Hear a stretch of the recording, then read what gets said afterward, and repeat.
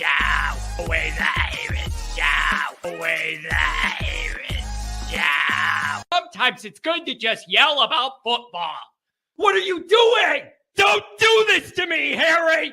The Ohio State. It's Ohio State! What do you mean, the? It's a poison! I almost stroked out and died over it. I'm glad to be at the party. I'm mad we're this late. You ain't a captain of nothing but a sinking ship! That helps the defense without them even doing a damn thing! Doing a damn thing! The call-in line. 312-988-15. You tell Johnny all you've heard and seen. Oh, Irish. Oh, Irish. Oh, Irish. Oh, Irish. Irish. Yeah. Woo. Welcome back, folks, to the Notre Dame Recruiting Depression Hotline. Light it up. 312-988-15. Tell me all the awful Notre Dame recruiting things you've heard and seen. Oh my. Listen.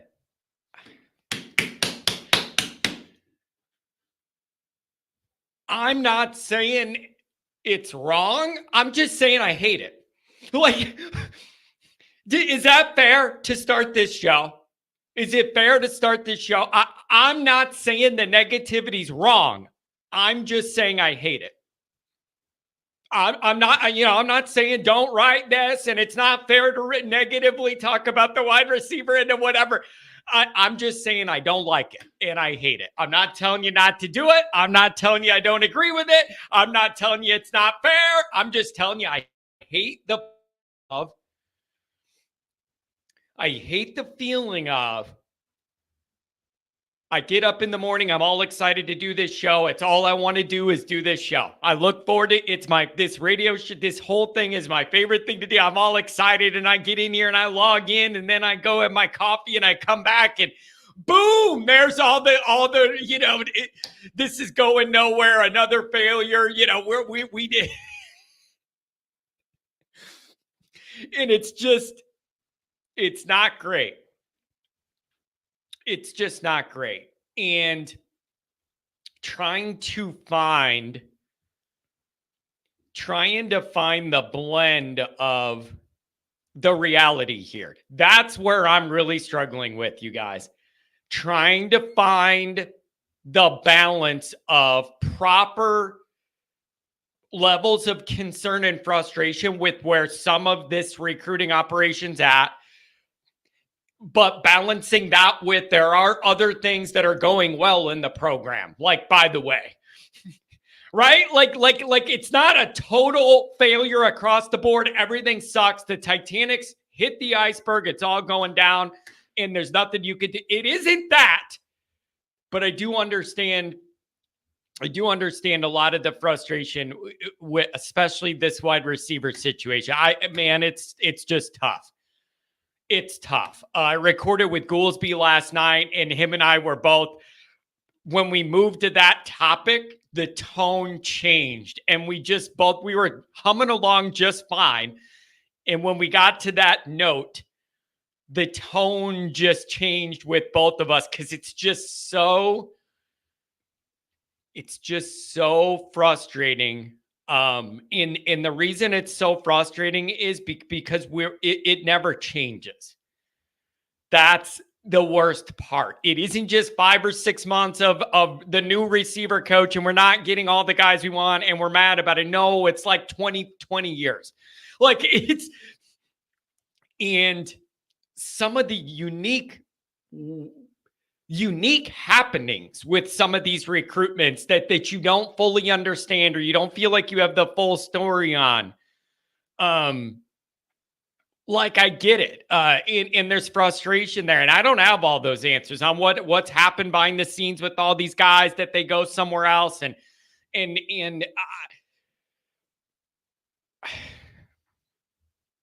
it's just a frustrating place to be. So can I tell you what I'm kind of excited for? And I think I need this for my own mental health. I'm excited to get into camp. We got a couple more weeks. I'm excited to get into camp. And then we'll be able to have something on. All we have right now is the recruiting, and it's frustrating everybody. And I get that. I'm not trying to avoid that discussion. We talk about it every day. We talk about it every day. My last episode was about it. Like, we talk about it. It's just, we could talk about that and get into camp and be excited about some of the things that's good, maybe happen with Notre Dame in the actual season and the actual games on the field. Like, it's going to be fun to actually talk about that. It's going to actually be fun to talk about that. So, but man, and okay, let's start with this. And we got callers, and some of it's recruiting, some of it's other stuff. And I want to give the callers a chance. It's just, here's the thing though. Like, think about it this way. A lot of people are like, okay, the wide receiver thing, it's the same old thing, and we're recruiting and it's still a struggle, and you can't land your top guys or whatever, and all this stuff. Okay, here's my question, though. Take your Notre Dameness out. Take, me, that means your whole life revolves around Notre Dame. Your whole family revolves around Notre Dame. It's all you ever care about and love, and there's no other school you ever went, blah, blah, blah, blah, blah, blah, all that bull crap. Take all your Notre Dameness and put it aside. All your Notre Dame fan BS, rah-rah crap. Your whole life, the religious part, the spiritual part, the Fighting Irish, we're from Ireland, whatever. Put it aside. Put it aside. If you're an elite wide receiver, why would you go to Notre Dame? Like, I'm waiting for the answer. Be honest. Put your Notre Dame love to the side. Act like you're a kid who literally doesn't have any affinity for Notre Dame, and you have all these schools reaching out to you saying, you're a great player. We want you to be a receiver here. Why in the hell would one of those guys pick Notre Dame? Because you love it? That's not an answer. Because you love the school. That's not an answer of why modern today guys with no family ties to Notre Dame, why would they pick Notre Dame? Just asking. It is what because of the great lineage of proving you could put wide receivers in the NFL? Nope, that ain't it. Is it because you run a really exciting offense where that highlights the wide receivers and you have quarterbacks who could get them the ball? Nope, that's not it. Like, I'm just asking. I love Notre Dame more than anybody. I'm just asking. Ohio podcast has an answer, but I have a comeback to that answer, and then a comeback to my comeback. Because you could be wide receiver one on day one if you're that good. Notre Dame's offenses have not been wide receiver friendly at all. On third down, they're going to the tight end. They're not going to you. That's the problem, Ohio podcast. Oh, I don't want to be wide receiver one and be blocking for us to run it into a wall on 2 downs and throw it to the tight end on 3rd and 8. Not exciting. Not exciting. So that's my comeback to that. But here's my new comeback to myself. Yeah, that's where we're going. We're getting in my brain. Scary place to be. Here's how. I'm not having a streaming issue. My internet's fine, Steven. For once, I'm not having a streaming issue. I have no indications my internet's being weird at all. Here's the thought.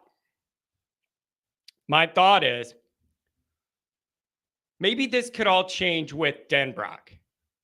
That's where my mind's starting to go. And I don't want to put all the pressure on Mike Denbrock to change all of like Notre Dame offensive skill recruiting and all that. It's not fair to put all that on him. But maybe if you could get on the field and show that this is going to be an offense that's more exciting, more willing to engage with those wide receivers, more willing to highlight them, have an exciting offense and all that.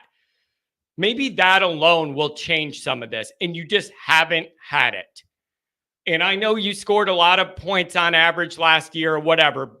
It wasn't based on throwing the ball to the wide receivers or whatever. So that's like, is that not at least a hope for the future that this could change some of it? Like, be honest. Notre Dame just doesn't have a good track record with wide receivers. It doesn't have a pipeline to the NFL with those guys. The offenses have not been wide receiver friendly at all. You cannot trust that the quarterbacks lately can even get wide receivers the ball, even if you tried to. So you got to take your Notre Dame fan stuff aside and really look at it. And it's not that hard to see why guys are like, yeah, I don't know about that. I don't know about that.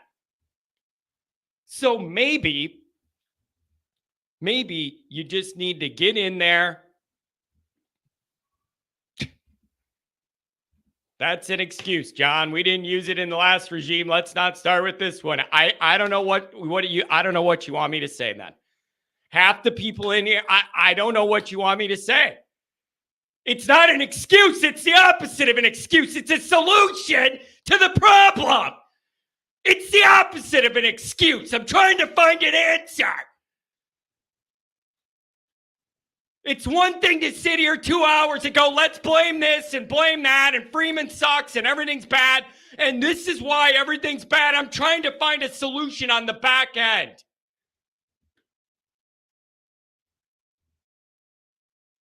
I'm trying to find a solution on the back end. Maybe you need to actually run an offense that appeals to these top wide receivers, and we have not done that in 20 damn years.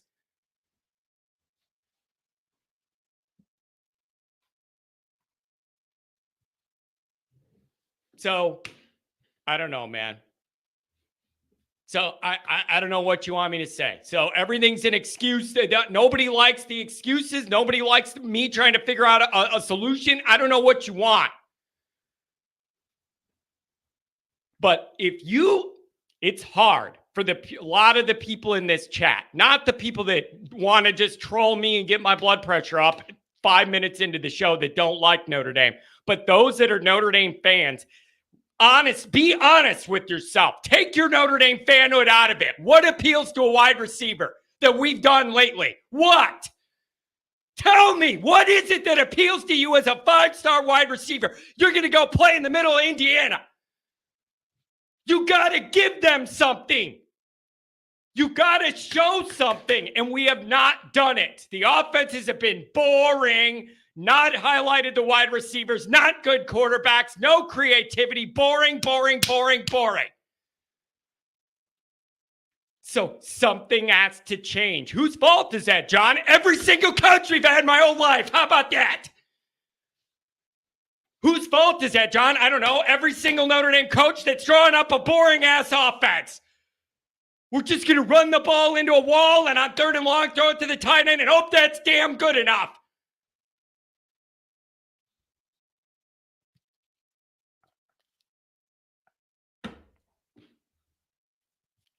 Oh, we're off to a rousing start today.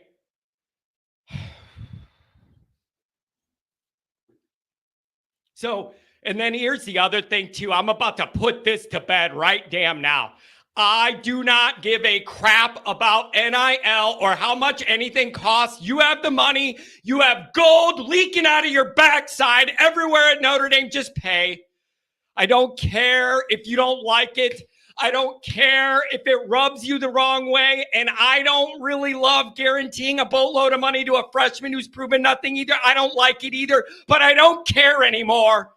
I don't care. No one cares what I think and feel. No one cares. So just pay, guys. You have the money. If you were at a school where money was a problem and you were like, if this was a place where you knew money in the athletic department was low and you're like hearing we might need to cut some programs because we don't have the money to pay for this and that or whatever, that's a different issue. Notre Dame has money out the wazoo. I'm sick of hearing about this NIL. Should we pay guys or not? If you want to be serious about getting this where it needs to be, you're just going to have to pay it. Screw it. I don't care. Yes, I think it's a weird thing to promise a 17-year-old $250,000 that's never even stepped on campus or proven he's a good student, a good person, or a good player for you doing the right thing. I hate all of that. But just pay it. I don't care anymore. Who cares? It's not a big moral battle. It's all legal, so who gives a crap? Pay them what you need to pay them to get real about football or join the Ivy League. I'm sick of this 1 foot in, 1 foot out BS. Either dedicate to winning and go for it or don't. But I'm getting sick of this tease of like we're halfway acting like we're going to do it up till the point where we're not going to do it. You're going to drive everybody insane into an early grave, starting with your boy here.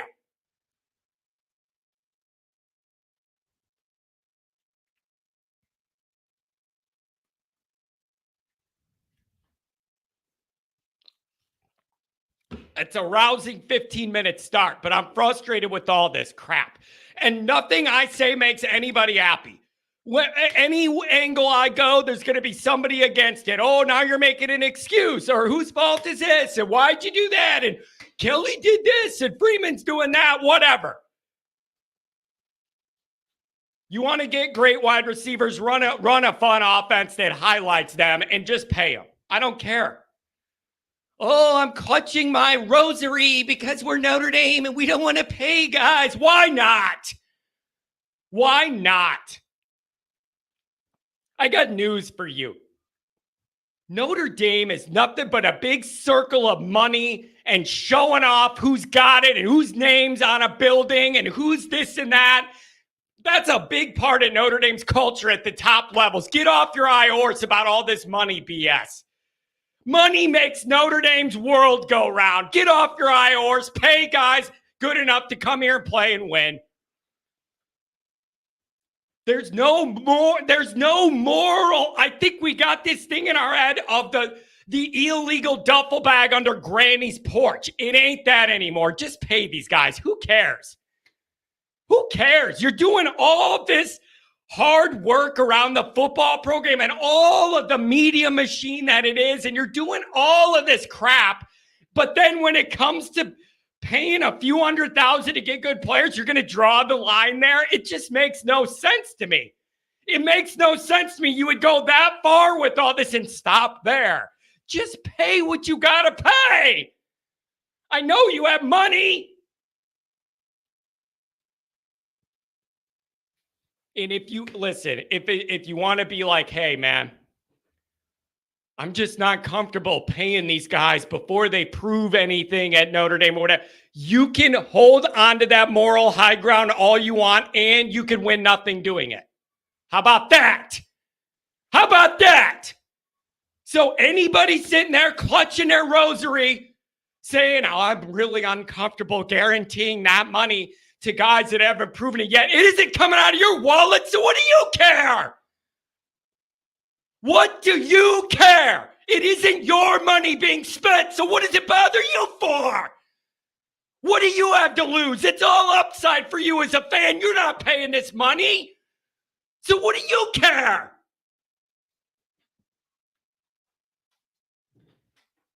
Seriously, some of the moral outrage, it doesn't affect you one damn bit. Are you just jealous that this 17-year-old's going to make more money than you in a year? Is that it? Get over yourself. I'm getting sick of all this. I really am. I'm getting sick of all of it. And it's just, you're to do all of the work of building up this program and trying to get things on the right track and all the good things going on in the program. And there is a lot of it. All the good things going on in the program and all this stuff. To get up to a line and then decide, oh yeah, we're just not going to give you that money. And it just seems like such an odd place to draw a line. It just seems like a very odd place to draw a line when it's completely legal. And I know you have the money. I will not believe if anyone ever tells me Notre Dame doesn't have the money. Nope. I do not believe it. I will never believe it. I don't believe it. I'm not going to believe it. Forget, I'm not going to believe it. Have you ever been on Notre Dame's campus? Money, money, money, money, money. Okay? I don't believe it. So, I don't have all the answers. I don't know. I think some of it is virtue signaling. We got a bunch of callers, so this is a topic that gets people going. I'll bring up the callers, and we could all do whatever you want to do. I don't care. But I'm about to lose my mind. And any angle that I go with, there's another angle. So it doesn't matter what I say. Somebody's going to nail me on the opposite side. I'm either too...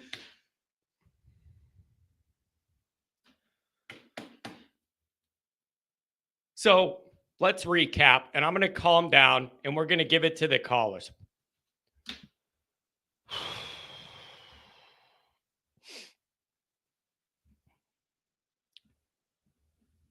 Why are you saying the phones are down? Someone tell me, are you just trying to piss me and really make my head explode? Somebody tell me you're just messing with me because I got a bunch of callers here. Tell me you're just messing with me.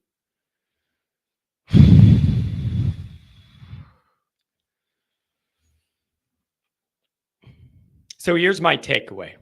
Just trolling, John. This is not the morning for that. It ain't the morning for this.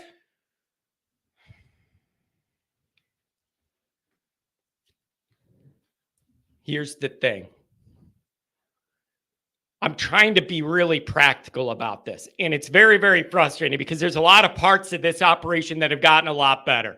But the ones that aren't up to par are enough to hold down and weigh down the whole operation. That's one of my biggest frustrations, you guys. A lot of this program's getting better and more competitive. But you can't have a couple parts of it that aren't and that will weigh down the whole thing. You're going to have to win 4 games to get to the promised land from now on, and you can't do that with weaknesses in your program. You're going to get exposed.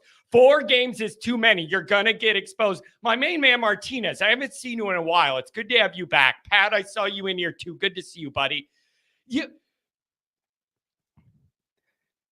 just can't have certain parts of the program not carrying their weight. It's going to weigh down the whole operation, and that's kind of where we're getting at. And you just can't have like the D-line isn't good enough to give us what we need and the wide receiver thing is going to hold us. You can't have it. You just can't. It's going to weigh down. You're not winning anything. I thought I saw you in. You did. You were in there earlier, Pat. You said something earlier, I think. And Kent, that's one of my favorite things to do now, too. Son of a buck. Because nobody's expecting the buck. And so it adds a little flavor. I'm glad you like it. I'm glad you like that. It feels good. It's very cathartic for me to get it out. Look at what you guys did to my blood pressure 20 minutes in on a random Wednesday morning in the dog days of summer. Oh, dog days of summer. Look what we're doing. Isn't it fun? Everybody having a relaxing time talking about their favorite team.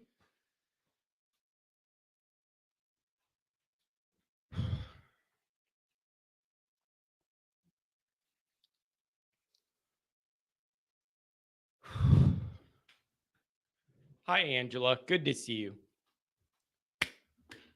So, here's the thing. I don't know the answer, but I've been doing a lot of soul searching about this wide receiver thing. And the more that John Yelling brings me peace. You know what? A lot of people say that's why they watch my show. I yell and have a stroke, so you don't have to. And I'm not going to be one of these media Notre Dame people just sitting there going, oh, yeah, we struck out on all of our wide receiver targets, but it's going to be okay because we're going to find some 3-star dork at some private Catholic school, and we're going to tell you that he's going to be awesome, and it's all fine, and we're going to cover for it and say that it's okay that we struck out. Oh, this guy's a late riser. Yeah, so is my shorts. And you're a 3-star nothing, so give me a break. I'm not buying it. I'm not listening to it. I'm not excited for that because that's the next place this goes. That's the next place this goes. If you miss on all these main targets we all know the names of, that's where this goes next is. They're going to RKG with guys that look like John Kennedy, and you ain't winning diddly poo with that. But you're going to be told, oh, he's a late riser. He's coming out of nowhere, and he's going to be awesome. And you don't need the guys that the recruiting services say are good. We found a guy nobody else in a big program wants, but he's going to be great here. Trust us. You know why? Because the staff told us to tell you. I'm not doing that game anymore. I'm not playing that game anymore. You whiff on all these guys. Don't believe what they're going to tell you next. Don't believe it. You know the real story. You're going to strike out on all these people. Strike 1, strike 2, hawk 2, strike 3. You gone. Don't buy it. Don't buy it. Okay? Don't. John is the voice in my head. God bless you. You need to go to counseling. I don't even want to be the voice in my own head. Kidding me? So, but that's the next thing, you guys. Don't believe it. If we miss on all these guys that you know the names of, the next thing is going to be, we found this guy, and he's unbelievable, and he's so great, but nobody else at a major program wanted him. But we're telling you he's great, and you're going to buy it, and you're going to eat it. You're going to stuff your fat face in front of your computer watching my show, and you're just going to love it. You're going to love it.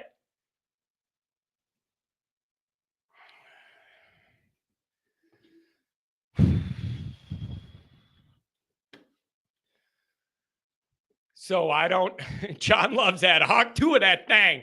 Yeah, to make me feel in a lot better mood than this. John, I'm not fat. Well, you may not be, but too many people are in this stupid country. I don't understand it.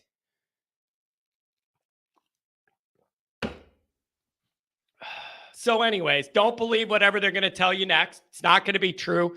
You've been told that all these years. Whenever you don't get somebody in whatever, I'm not buying it. Here's the thing. And I'm going to the calls because I need to let the blood pressure chill. The blood pressure chill. I'm sweating. I think your greatest hope to figure a way out of this may be have a fun, real offense. And we have not had that in a very, very long time. Let Denbrock get in there and run a fun, exciting offense that makes wide receivers want to play here. And it's exciting and it's unpredictable and it's electric and it gives those guys a chance to shine and show their skill set. Notre Dame has not run that offense in a very, very long time. Okay? Then you need to get over your little moral thing about the money. It is just it's such a good way to guarantee you don't land the best players, is drawing some arbitrary moral line. And if you live that way, fine, but everybody else isn't going to live that way and you're not going to compete. It's just the bottom line. See, that's the other thing. Your moral line, it doesn't just matter what you do. It matters what everybody else does. This isn't just in a vacuum of like Notre Dame world. It's Notre Dame world compared to what else is going on everywhere else in the country with your competitors. If you want to have some moral high ground thing about money or this and that, it's your prerogative to do that, but you're not winning anything then. Sorry. You ain't. You ain't. So that's fine. You could have that moral high ground or whatever, but don't tell me you're really giving it a shot to win and you're doing all you can and we're going to talk about winning titles in the playoff games when you're not willing to build a team the way that the teams that are doing that are willing to build it. I don't want to hear about it. I don't want to hear about it. So you can live that way if you want. And if it makes you feel more moral or whatever around Notre Dame, go for it. But you ain't going to land the best players. And guess what? When you don't have a proven lineage history of good wide receiver play, pipeline to the NFL for wide receivers, making it exciting, having quarterbacks who could get them the ball and all that. When you don't have all that, guess what you might have to do to get those guys? You might have to pay more than market value. Sorry, welcome to the real world. You just might have to pay more to entice a guy to take that chance. I don't have all the answers. But it's very, very frustrating. All right. Let me do a couple of these super chats. I got a full bank of calls. That means everybody, I'm going to ask that you tighten up your thoughts. This is not a day for a 20-minute dissertation when I got a bunch of calls. So I'm going to have, if we could speed it up. So I want to hear from everybody, but I want to give everybody a chance. It's a work day, all that. So if we could get to our main points, I would appreciate it. If we blow through that and I have time, you could call back and go longer. I don't care. Eric with the $5 holler. Good morning, John. I feel everything you're saying. Do what you got to do, Notre Dame. Get these kids and go Irish. I'm not saying to be reckless with it. But I refuse to listen to any of this money holding Notre Dame back. And that awesome, great, good, great, grand. Unbelievable. $5 holler from Willie B. Hardigan. Personal problem, can't answer that. More money, more juice, more babes, less school. Win. Let's go. I'm enrolling in that university. The Willie B. Hardigan. The Willie B. Hardigan University. I like that. $20 holler. Pay the damn receivers. I'm just saying, when you don't have a history of being good at that position, you might have to entice them with something, and it isn't illegal to do it with money.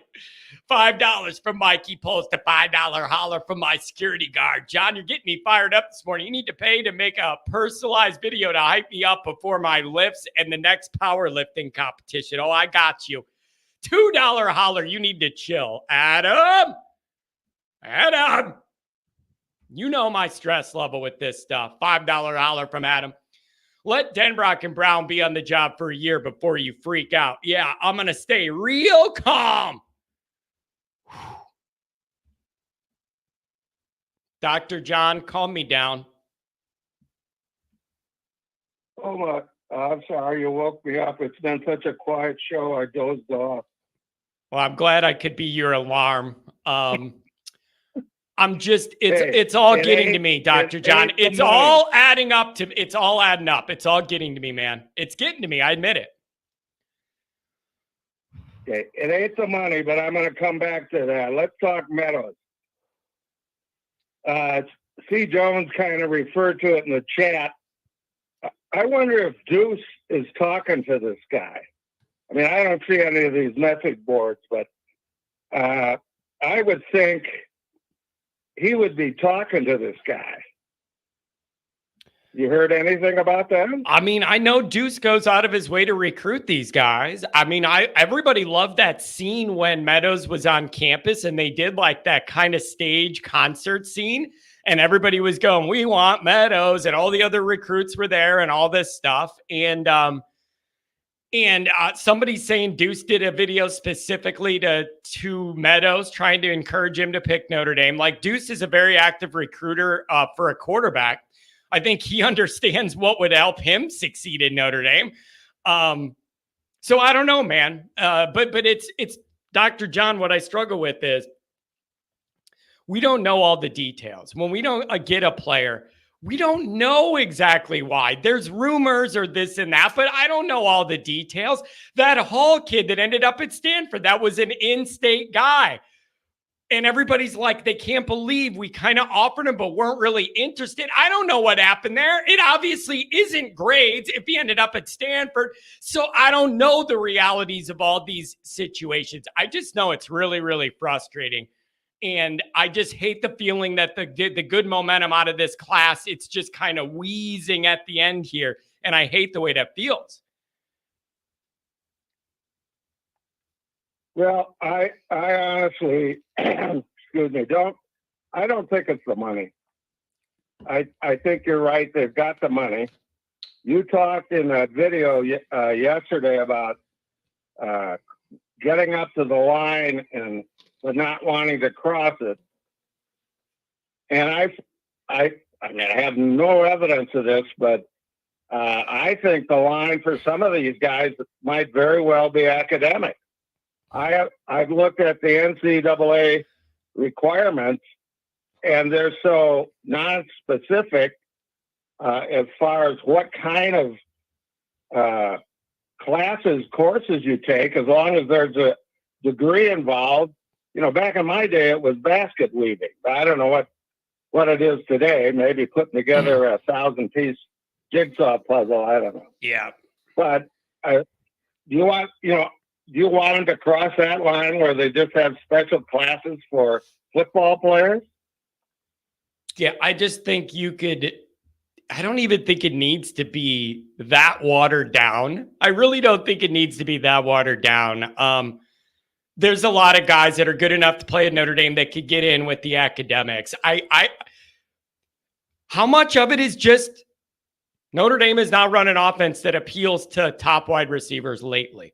And until you prove that you could do that, I would consider that a big risk if I was a top wide receiver and I don't see a NFL lineage pipeline of wide receivers, an offense that has a history of highlighting wide receivers, and good quarterbacks I know could give me the ball. Notre Dame has not been able to offer any of that lately. Maybe that could change with Denbrock and the new quarterbacks we have that have a higher level of potential. But up till now, there is nothing you could tell me that would make this offense appeal to a great wide receiver. Nothing. There's nothing about the offense we've had recently that could possibly appeal to a top-level wide receiver in the country. There's nothing. There is nothing. We don't do anything that highlights them or puts them in a position to succeed. We haven't had good quarterbacks. Their offense has been boring. What is there to entice a top receiver? Well, I think this is exactly where Deuce could come in. He can point out what Denbrock's done. If Deuce has the exposure to other kids in his high school age group, I'm sure Meadows has got to know what kind of a quarterback he is. I think maybe Deuce is the key to getting this kid. Yeah, and here's the thing, man. I'm very much open to the idea that you're going to get into a new offensive situation with Denbrock, who's an adult in the offensive room, an actual adult who has been around and knows what it needs to look like. And then you're going to have these higher level potential quarterbacks, whether it's Carr or Deuce, whatever it is. That's going to help. The issue is we're not there yet. We're not there yet. We're not far enough down the road. We don't even have 1 year of a Denbrock offense to be able to look at the differences or say, look at how more involved and opportunities the wide receivers have, more wide open the offense is to let them shine. We haven't even had that chance yet. So now you're stuck in a situation where all they have to go off of is the lame offenses we have been running. In the biggest games, what do? Run it into a wall 2 times, and on 3rd and long, throw it over the middle to the tight end. That has been our offense in the biggest games. That does not excite a top-level wide receiver. Until that changes, I expect this problem to continue, and I totally understand it. If you take off your Notre Dame glasses, it is not an appealing place for wide receivers. Sorry. I know we don't like it. I know it hurts. I know my blood pressure's going up, but it's a fact. You got your bingo card handy? Oh, baby. There it is, right there on the screen. Which one are we going for? All right. Well, here's what. You got to have the right kind of guy Oh, who was RKG. willing to willing to bet on potential. Yeah. There you go. We got the Take a RKG. flyer, kid. I love it, man. Grandma's got her old dabber out. Oh, I got a bingo. Look at this, Dr. John. We could go out on the town with my bingo winnings. Whoa, look at this. I got a bingo. I'm losing my mind, Dr. John. I need real football back. I know, yeah. And I'm going to let you get to that bank of callers. I just have one report. We had our first rehearsal of the Always Irish anthem yesterday. How did it go? We got the sound. We got the sound system going. I found out those two daughters of mine that are going to do the singing are real pros. I just saw them working this thing out. It was exciting to see how good those two are. So anyway, have a great rest of your show. Take a couple deep breaths. I know somebody's going to be on the line that's going to get you going again, but just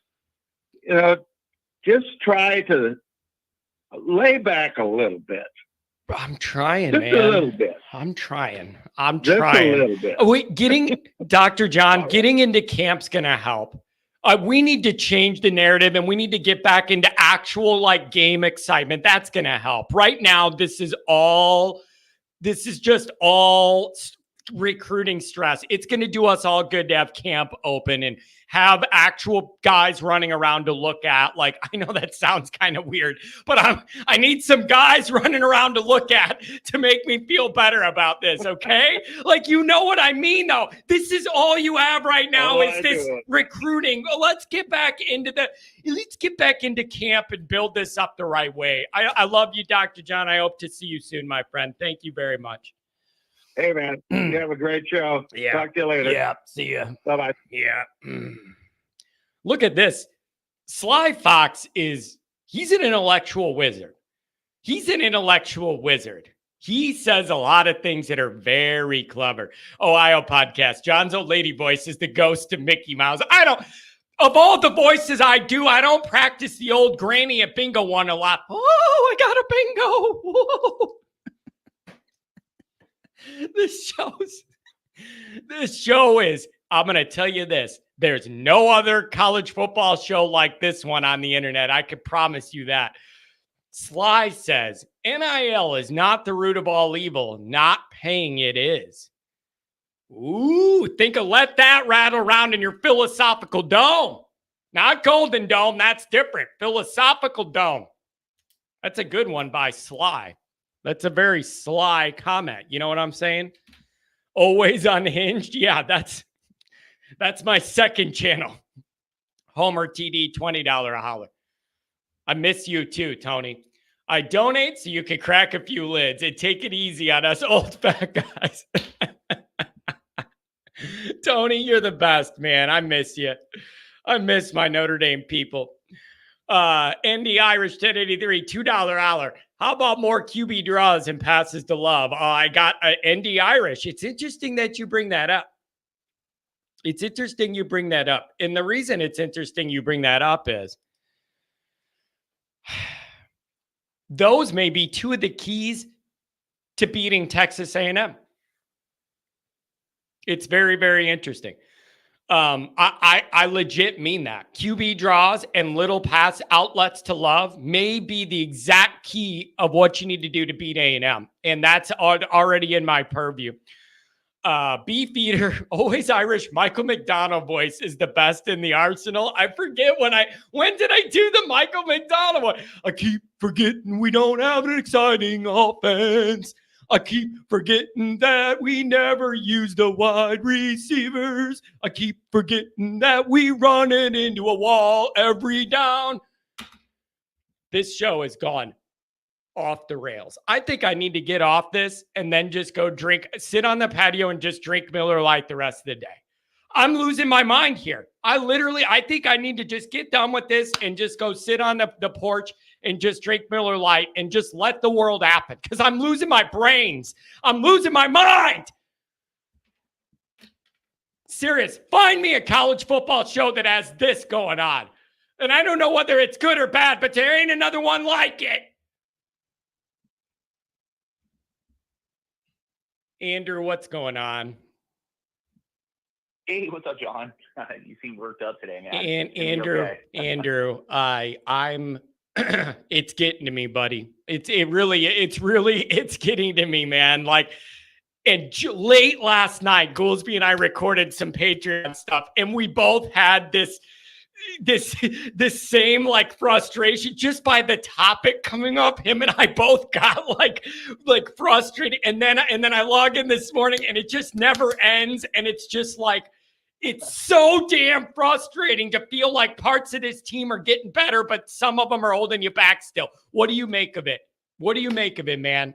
Yeah, give it to me. Yeah, I do think it's important to note that the sky is definitely not falling. I think it's important to remind everybody what they already have in the class. Obviously, if we can hold on to Deuce Knight, that's huge, man. He keeps going up the board. He might end up as like a true 5-star at the end of this, and he's a huge athlete. So you got that. You've got On3 came out with like their most athletic in the 2025 class.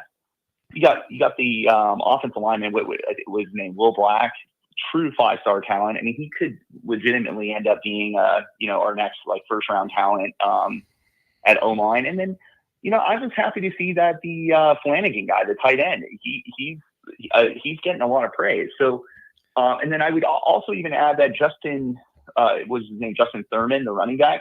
He's like a really complimentary back to the two running backs they landed in the last class. So it's not falling. It's really all eyes are on two position groups, defensive line and wide receiver. Yep. And then obviously wide receiver because of, the three guys who look like they're, trending elsewhere. But the reason why I called is I think it's important to focus in on Meadows. I think Hines, Chanute Hines was really a transactional type decision, right? I mean, I think everything I've read, it was USC overpaid for him. And so Notre Dame didn't want to match it. So that's why we didn't get him. I'm not sure what's going on with Robinson, but everything I read is trending that way. But Meadows is the key. I mean, I think he's been their number one receiver on their board, regardless of, who the wide receiver coach was. Like, I think Freeman personally wanted that guy. They were sort of first on him. Like, I think he had offers when he came into that Notre Dame camp, but he left as the camp MVP, and then Notre Dame really made him their number one target. And he was a 3-star, and then he became a 4-star, and then a 5-star. And so I just think that he hasn't. Notre Dame's going to do whatever it takes to land that guy, and they got to do it. Like if NIL is the situation, they got to pony up and get him because he's their number one guy, and he's the one missing piece to what otherwise will be a really good offensive recruiting class. Like two kinds of sort of interesting because you had speed, and what Notre Dame lacks is somebody who can really stretch the field. Maybe Cam Williams will be that guy, but he seems more like an all-around receiver. I want a guy who can really, truly be a deep threat. You don't get Hines, so you pivot to Meadows, where he could use his size and physicality to catch balls downfield. So you just got to get him.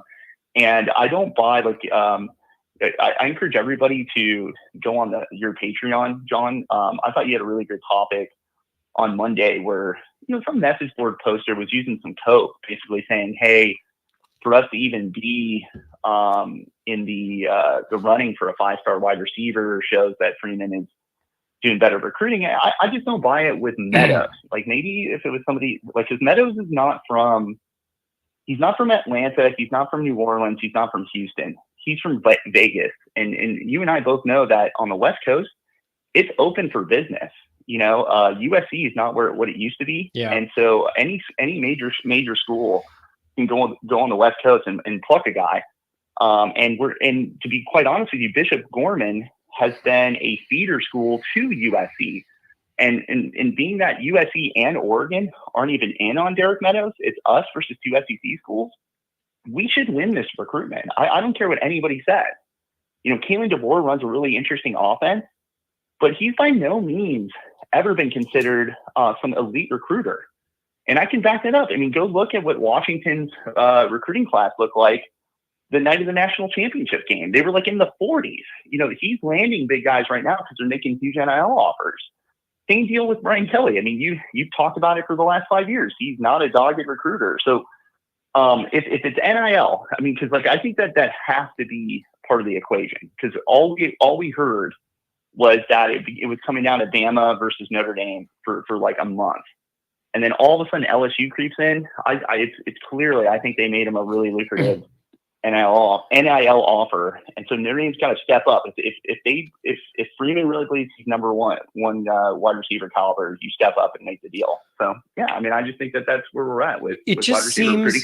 And go ahead. It just really seems like pointless to do all the work you're doing in this program every day. And then when it comes down to just a stupid number of money that I know Notre Dame could come up with, to have some big like moral obligation against it when you're that close to turning the corner, it just seems really like, why?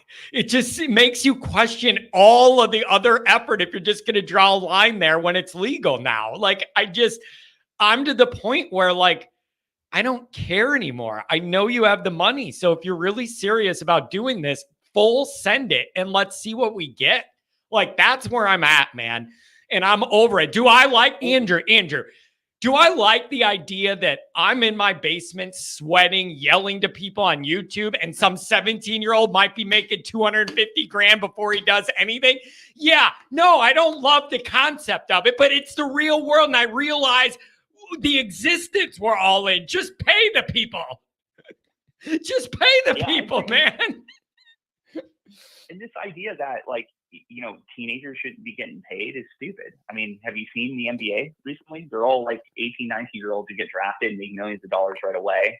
Major League Baseball, it takes kids right out of high school, and if you get picked in the first or second round, they give you huge signing bonuses. Andrew, can I ask you one? Can I ask you something? Yeah. Let me ask you this. What do you think the story is with Hall? I don't have a good answer on that, because if it's clearly not an academic issue given where he landed, and then you kind of made an effort but then backed away. Did they believe they were in a better position for Hines and Meadows or something and didn't think they needed him? Yeah. So they backed off of him, and then he got that hint, and then you can't go back to him, because I'd be like, well, you didn't love me as much as that. Now that you didn't get who you wanted, you want to crawl back to me? Like, what is the dynamic? I don't have the answer to that. What happened there, do you think? Yeah, I think you summed it up exactly right. And this is the part that Notre Dame recruiting that, like, if we're being at all objective at all as fans, to say that, you know, Notre Dame can be jerks, you know, because I think that they make an offer to a kid they didn't really want, then they kind of don't recruit him that hard. And then when he picks another school, they sort of like, you see the recruiting websites kind of trash him a little bit. They say, oh yeah, you know, he's a little overrated, and, you know, they didn't really want him anyway. So it's just like, you know, like Notre Dame can be as big a jerk as anybody out there. Yeah. So I just think that, keep that in mind. And I think that in the long run, it's kind of stupid to do what they did with John Anthony Hall, because typically when you are a 4-star recruit, you know, you're at a good high school, you know, not always, you know, because like, I don't know if Cam Williams High School was really all that great, but like typically you're at a good program. And I don't know what John Anthony Hall's program was like, but if it's a decent Indiana program, like I gotta think you burned a bridge with John Anthony Hall's coaching. Yeah, that's another. I mean, that's a whole nother angle, because that's just not a one player issue. Then that could be a relationship issue down the road. Why would I tell my kids to trust what Notre Dame tells you? You know, after the way they treated your best player on the team. Can I ask you one more? Strategically bad. Yeah. I want to ask you one more question and see if you believe I'm coping or if I'm grasping at answers here, and we'll see what you think. Are you buying into my little rant about maybe if you could show an offense that's more appealing and put some evidence out there and have a exciting offense that more engages the wide receivers and lets them shine, and you could prove that you're going to have quarterbacks that could get them the ball, and you don't have a midget back there and a guy that could see over the line. how much do you think that will help get some guys interested in Notre Dame if you could show some proof of concept there? Yeah, I don't think there's any doubt about it. I mean, at the end of the day, I think obviously relationships are the most important part when it comes to recruiting and NIL for that matter. But it's like it's the on-field product, right? You know, if Notre Dame doesn't win games, then you know the top talent isn't going to go there. And then you know when you're winning games, you got to win it the right way, especially the way Notre Dame is recruiting. Yeah. With that said, though, Tom, you know, Reese isn't there anymore, and Parker's not there anymore either. You just went out and got the hottest offensive coordinator in the marketplace. So like I don't fully buy this idea that these guys don't want to come to Notre Dame because of past performance, because those coaches aren't there anymore. You just signed like the best offensive coordinator in the country right now. So what I think it's really coming and to further that point, why did Bo Collins and Mitchell pick Notre Dame? You know, this is their last year to be able to audition for the NFL. Why would they want to go play in an offense that doesn't get the ball to the receiver? Yeah. You know what I mean? So like, I think that's more indicative of the fact that like, I don't, you know, that they came to Notre Dame because Notre Dame paid them NIL. And I think that's open secret that they ponied up for Bo Collins and for Mitchell and for Leonard. And that I think they trust that Denbrock knows what he's doing. So, so I don't really buy it. I honestly, until proven otherwise, I think it's two reasons why we're struggling with our wide receiver class. Number one is we've had 3 wide receiver coaches in 4 years. Yeah. Okay. How do you establish any sort of relationships with players when you have such turnover at the coaching staff? So how do you overcome that? You overcome that by making what you said. You've got to like pony up for NIL dollars, because you sell them on the fact that, hey, we have stability now. Mike Brown has been with, you know, Freeman in the past. He's not going anywhere. We just paid him. We gave him like a big deal. And then we brought in, like, we just paid Denbrock. He's the number 1 paid offensive coordinator in the country. So, you know, the offense is going to change. But because you don't know Mike Brown very well, and you may not know Denbrock, you know, here's something to make you a little bit more comfortable, an extra 100,000 of NIL. Yeah. So yep. See, that's how I see it too. You know that's how I see it too. And you may not always have to approach it with that that's the other thing, Andrew. You may not always have to approach it with this sense of a low-level desperation. That isn't permanent. But until you get to a proof of concept with NFL lineage or exciting offenses and a quarterback, that you maybe need to compensate to get to that point. Like, I'm not saying to operate with that mindset forever, but to get you to a point where you could grow from there. Andrew, I appreciate the call. Thanks. And thanks for being so active on the Patreon too, even all through this summer. Really appreciate it, man. Hey, thanks, Sean. Have a good one. Have a good one, buddy. Have a good one, buddy. 707, what's going on? It's been a while, 707. What do you think?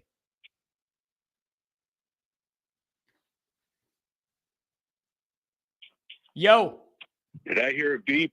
Oh, you heard a lot of beeps if you're listening to this show, brother. A lot of bleeps.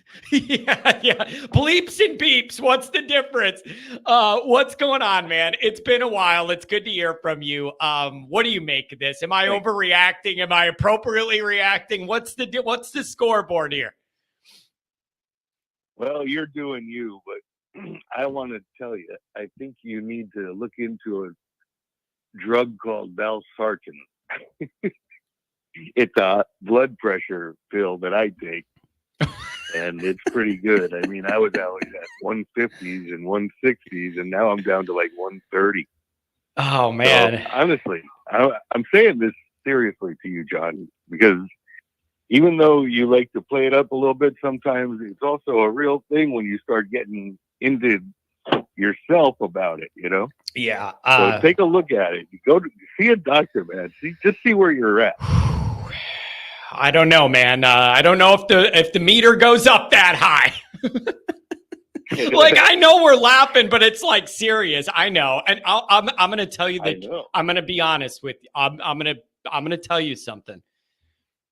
There was honestly a couple moments the night after the Ohio State game where I did not feel well. Like I was seeing stars, and like there were a couple moments in that Ohio State post-game aftermath where I genuinely was like, dude, I'm like, something's wrong. But nothing has come close to that. But I was seeing stars. I mean, that was the closest I've been to. I really needed to chill out. And then you go and have a show. I know. I'm asking for it. I'm asking for it. A 3-hour show. But it needed to be done. The mission. That's the mission, though, man. It needed to be done. You're a trooper. Hey, old lady. You could go to you could go the cheaper way and just go to a dispensary. It's all legal in Illinois now, anyways. Get what you need, and you can do it that way. You don't need pills. You can do it that way these days too. That's true. Oh gosh. And that old lady voice you were using. If you go back to mine and Dr. John and my age. You'll listen to Tiny Tim. Yeah, I know Tiny. I know Tiny Tim on the late night show there. Tiny Tim. Yeah. Oh man. Listen. You know what I need to do? Serenity now. I need an NIL. I need an NIL deal with like a yoga studio or something, like some Zen thing. And then like the commercial would be me all stroking out on here, little clips. But then and then after I did this, and it just shows me with like total relaxation sitting there on a beach or something with no stress. But dude, I love this stuff. Honestly. Like I'm getting worked up, but I love it. There's nothing I'd rather do today than yell about this. Like I love it. Well, I think I have the remedy for Notre Dame, and I think Notre Dame has figured it out. And it's been about a dozen years since we've had like 1 4-star, maybe 2.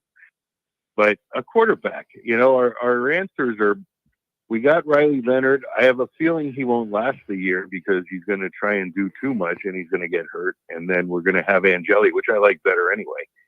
But we'll see.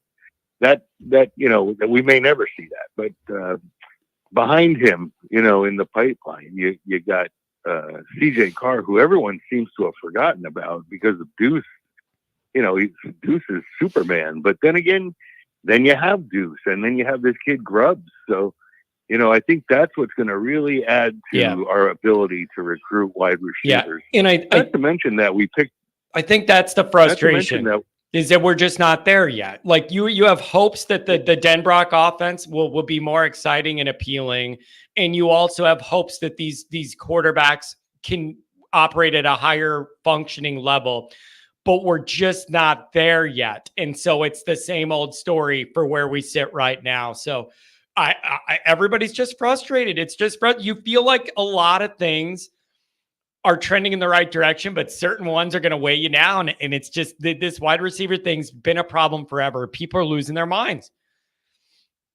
Yeah, it's the anticipation for the year because I've sat in on some of and asked the question to their Clemson podcast, and I asked them about Bo Collins, and they said he'll be your boundary and he'll be good. Yeah, he just had a history of health. So, when you have Deion Colsey and Bo Collins and Jaden Thomas and that speedster out of FAU that they got who looked pretty good in that blue gold game. Yeah, and then you have that kid Harrison, I think. So they got like 3 transfers in. So I mean, they'll have plenty of ability, I think, to be able to do something on offense. If you have a boundary of Bo Collins and a speedster on the other side, on the field side, I think you should be able to open up that defense a little bit. Because that was the problem with, previous years was everyone stacked the box and, you tried to run because you didn't have a quarterback that could throw deep and keep them honest. So I have a feeling that that's going to change, and I think Riley Leonard is going to do better than I'm expecting because I think he's a confident kid and I just think he's going to do okay, but I think he's going to wind up getting hurt, you know, because you're going to try and do too much for running it. But, Yeah. you know, that's to be seen. And then I'll feel perfectly comfortable having Angeli, because I told you last time, I think I called, he's like a Rick Meyer, you know, like he did very good, and he never did things to put the team in jeopardy of losing. Like he usually played a controlled, you know, take what the defense gives you kind of thing. So I like Angeli, and I love what I saw of him against Oregon State. Now, granted, they were out of about 7 guys out, but we also had quite a few guys out, and including our 2 starting tackles. So, you know, Angeli did pretty good on that fill-in line. I think you have options. That's the thing. You do have options, and you have multiple options, and you just need one of them to hit at a different level than what we're used to, and this could all trend in a different direction. I just feel like it's really frustrating to feel like you're bumping up to a line, but we're struggling to get over it. We're struggling to get on the other side of it, and we're just kind of You're right. And I don't know, man. But so then again, you had Kelly at the helm, you know. So, you know, this is we always get to that line with Kelly, but he was not the guy to bring us over that line. I think Freeman can. Yeah, so he's Kelly's riding the bull now. I don't know if you saw that online or not. He took a photo riding one of them mechanical bulls. I don't know what the guy's doing. He's always doing something, releasing eagles into the wild, riding jet skis, eating gumbo, and now he's riding a bull, man. My man is living large in Mardi Gras. Good for him. Good for him. Listen, man, it's really good to hear from you. I miss your voice, and it's good to hear from you, and I hope we have an exciting season. All right, bud. I'll talk to you soon. Yeah, take care. Thanks for calling. I really do miss you. Have a good one. 618, let's make it great. What's going on? I still got a bunch of callers. I'm going to try and give everybody a shot if we could do it. What's up, 618? Good morning, John. How are you? I'm doing fine. I'm not going to say I'm the most relaxed I've ever been, but I'm doing fine. I'm doing fine. I understand. I guess I've listened this morning, and you and I are on the same page on a lot of things. You know, if you're just going to line up behind the line of scrimmage and run for 3 yards in a cloud of dust for 2 straight plays and then pray your tight end gets open, if I'm a 5-star wide receiver, I'm not interested. Yeah. Yes. And so, okay. I believe that too. So is it going to take 1 year of a Denbrock offense with a more creative vision that allows the wide receivers to shine, combined with higher level quarterback play where they could get the guys the ball reliably or whatever? Maybe if you have those 2 things alone for this year, maybe that alone gets some more interest. It certainly couldn't hurt. And there's some hope we haven't had lately with the situation. I mean, I don't know. Am I grasping at straws here, or does that seem legitimate to you? It seems legitimate, but I also wonder on the other hand, so you just talked about it with your previous caller. You just paid out to get Bo Collins and Chris Mitchell. Yep. And Riley Leonard got a lot. Riley Leonard got a lot. You paid up big to get that, dude. So what's the difference in paying Bo Collins and Chris Mitchell or paying Derek Meadows? Here's the difference. It wouldn't, okay. What I think, they think that, I'm not saying this should be the difference, but I believe they think there's a proven proof of concept that those guys have been in college, done the right things, haven't gotten in trouble, have some evidence of film on the field or whatever. I think they believe it's less risk because those guys have a documented body of work and should be more mature than a 17 or 18-year-old right out of high school. That's got to be the only difference, right? It's got to be. I can't think of anything else. That's got to be the difference in the mindset, right? And I'm on board with that, and I understand that. But we'll just, to compare apples to apples, if I'm paying Bo Collins $200,000 for one season. Yes, that's the next thing out of my, yes, keep going. That's the next thing out of my mouth. Keep going with that thought. Why not give Derek Meadows $200,000 and have 3 years to develop him in your system? Yep. Yeah. That's it. Because you're one and done with those other guys, and there's no development, and there's no like continuity, and there's no like we're growing this over time together and building like a culture. It's one and done, and you hope you have fun. And the big games we win are usually none. So yeah, I'm totally with you on that one. I just think you're just gonna have to start paying some of these guys. It's just the way it's going, man. Pretty soon, everybody's going to get money out of that NCAA settlement anyways. Everybody's going to be getting paid as basically a salary if you're in the Power Four or what, and Notre Dame, whatever. Anyways, you're just going to have to do it. It's going to be a part of the game, and I need Notre Dame to do it if they want to say they're serious about winning. And if they're not, cut the crap. Let us all go live our lives and join the Ivy League. All right? Exactly. I mean, I think his last name is Sayin. He's a quarterback out of California. Julian Sayin. I think he was committed to USC. He decommitted. And now he's giving Indiana a serious look. You can't tell me that IU isn't backing up a Brinks truck to him to say, please come here. Yeah, it's I'm with you, man. But I really like your point of if you have resources or a limited pool of resources for NIL or whatever, you could make a really strong argument if you carefully select who to give it to as a younger coming out of high school. That's a longer term security because you have that guy for multiple years and you can rely on him and develop around him. And it's not one and done and all of that. Like, I'm with you, man. I'm with you. So I don't know. I'm with you. Yeah, because my only thought is if it doesn't work out, let's say Meadows, they pay Meadows and he comes here and after 3 years, he's a bust. That's not an NIL problem. That might be a scouting or a development problem. Yeah. Not the money. Yeah. It's, I don't know, man. And I'm very, very hopeful that you could run an exciting offense this year, and that alone will hopefully change some of the perspective, some of the way Notre Dame's looked at. I love Notre Dame more than anything, and I'm the first one to say our offense has been boring. I would not want to go there if I'm a top wide receiver based off what I've seen recently for the end of the Kelly era and the beginning of the Freeman era. Not interested. I'm just not. I would not be interested. Like, if I put my Notre Dame life aside and I'm a neutral, there is nothing there that would appeal to me at all if I'm a top-level wide receiver. Not interested. That's Notre Dame's fault, and it's Notre Dame's obligation to change it. Well, and if you go out there and this season you average 49 points a game and 3 touchdowns a game are going to wide receivers and Riley Leonard's throwing for 350 yards and they're just throwing the ball over the yard, then I might be interested. Yeah, it's and then you can sweeten it with money if you need to. Yeah. But other than that, right now you're just throwing money at it if you're gonna do that.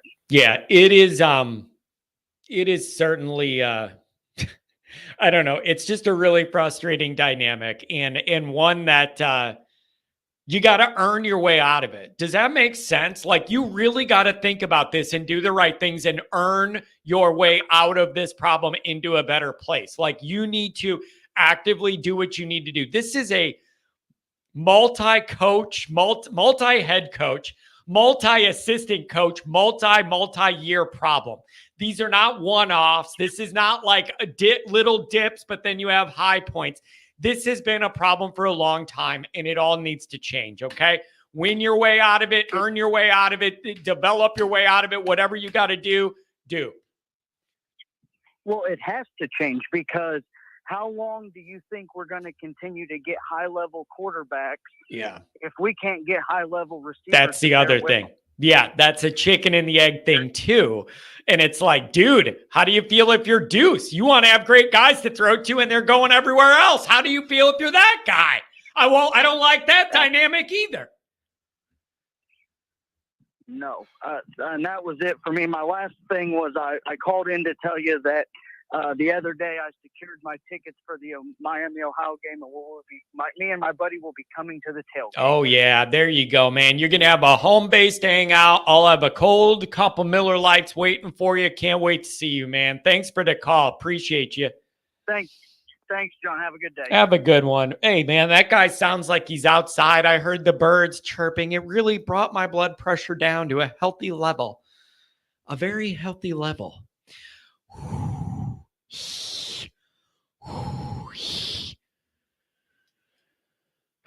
What is that? Isn't that thing they do for pregnant women or something? You sit there in a room and go, whatever. What's it called? Lemon's class? Whatever. Lamaze? Whatever the hell that is. Maybe I need it. You doing a Louisville tailgate? I am not. No. You guys got to realize I lose money when I go to Notre Dame games. It's the most jacked up thing, bro. I lose money when I go to Notre Dame games. It's really unfortunate. Like, the direction of all this is such that when I go to the game, I lose money because I'm not doing my post-game show. I'm not writing my articles. I'm not doing any of that stuff. So it's really tough. So I got to pick my spots. That's how we did Miami, Ohio. Good weather early in the year, low-level opponent. The numbers aren't going to be great on YouTube anyways for Miami, Ohio, so whatever. John, any concern USC didn't even recruit Meadows? Maybe it's a blessing.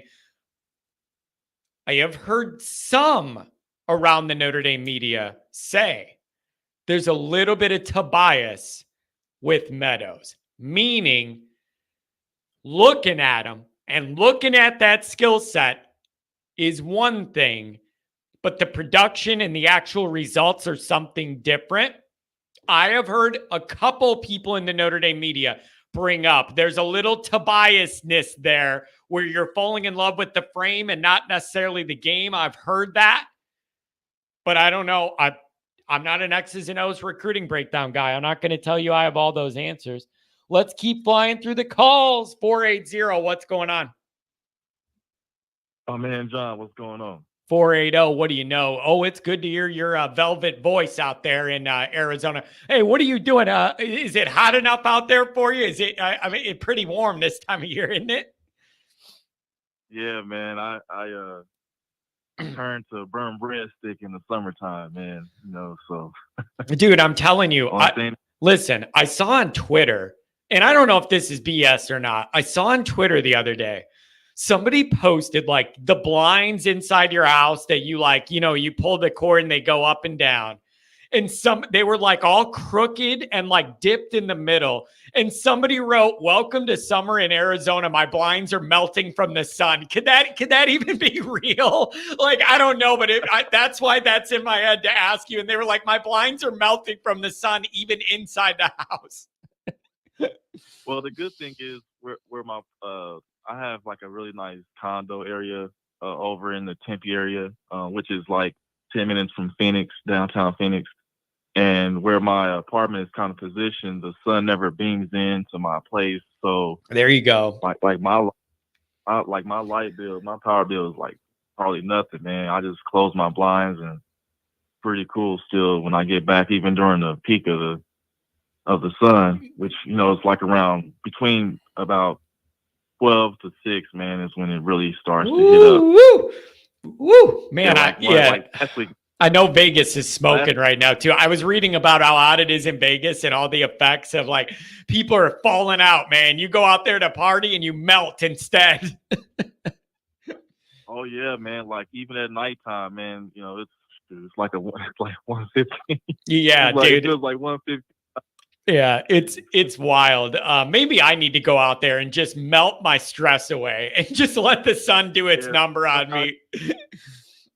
Yeah, man, come out to Arizona, man. You can woosah, man, and get off, you know, get Notre Dame off your mind for a few days. I like that, man. I need to go out there. Man, I need to get back into golf. That's a big thing for me. I really need to get back into it and relax and do something non-football related. All right, enough of that. Let's talk ball, man. What do you make of this discussion we're having? Thanks for jumping in. Yeah, man, I've been listening in, you know, to everybody. Then just, you know, I always watch your videos and stuff like that. I just think right now, man, like you said, I agree. Uh, you and I both watched the performances on the field. We play the biggest games. It's literally, run right in the middle to nothing, two on first two downs, and then the third we're trying to hit tight end. And if that is unsuccessful, then we're punting. And as a wide receiver, I think I've even said this to you once before on your show. It's like, give me, what are we giving the wide receivers, in terms of marketing strategy to say, hey, come play for Notre Dame, if the quarterback literally is not even looking at the wide receiver. You see the wide receivers doing is blocking. That's all 90%, 80 to 90% of the offense has been for the last, 4 or 5 years. I mean, occasionally there are games where when you're playing lesser competition, you see more of the wide receivers involved. But I want to see, and this is what I'm really paying attention to this year, is what do we do in the biggest games? Because, of course, the recruits are hearing this stuff, but, you got to think about this, John. You got wide receivers here that are at Notre Dame right now hearing the same message, the same, talking points about the wide receivers are not this, they're not that, And so I hope that they're hearing that and it's fueling them to say, you know what, I got something to prove. I'm going to show you something, because these kids, man, they look at this stuff. And I was just thinking to myself yesterday, these kids talk, man. If these other programs are offering them, a certain amount of NIL money, they're telling these other dudes like, yeah, man, USC gave me, $250,000. Come on, man. If we're 15, 16, 17 years old and we got schools giving us stuff like this, they telling somebody. They talking to somebody, telling somebody, amongst their peers, So the bottom line is that kind of stuff appeals to kids. And then if you go and say, well, Notre Dame's not really pony up, give me anything, but they want me to come play for them. They really want me bad. But then you measure up and say, well, what kind of offense do they run? Who are they putting in the NFL? Who do you know that's currently like number, one or two in the draft in the last, in the first 2 rounds, in the last 4 or 5 years? And you can't really name anybody. It's like, why would you want to go there? Why would you want to go play for a school that doesn't have that marketability for wide receivers? And so it's important, man. This season alone is so critical in so many different variables. Number one, for Freeman, and I'm a huge Freeman, supporter and everything. But this year, man, this has to be the year where the tide has to turn, where, we got to see it, man. We got to see in the biggest games. Man,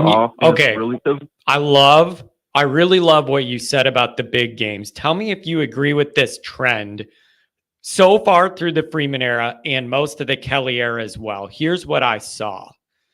The bigger the game moment was, meaning more on the line or facing a really good team with a lot of talent, it felt to me the bigger that moment is, the more conservative and scared the offensive game plan was.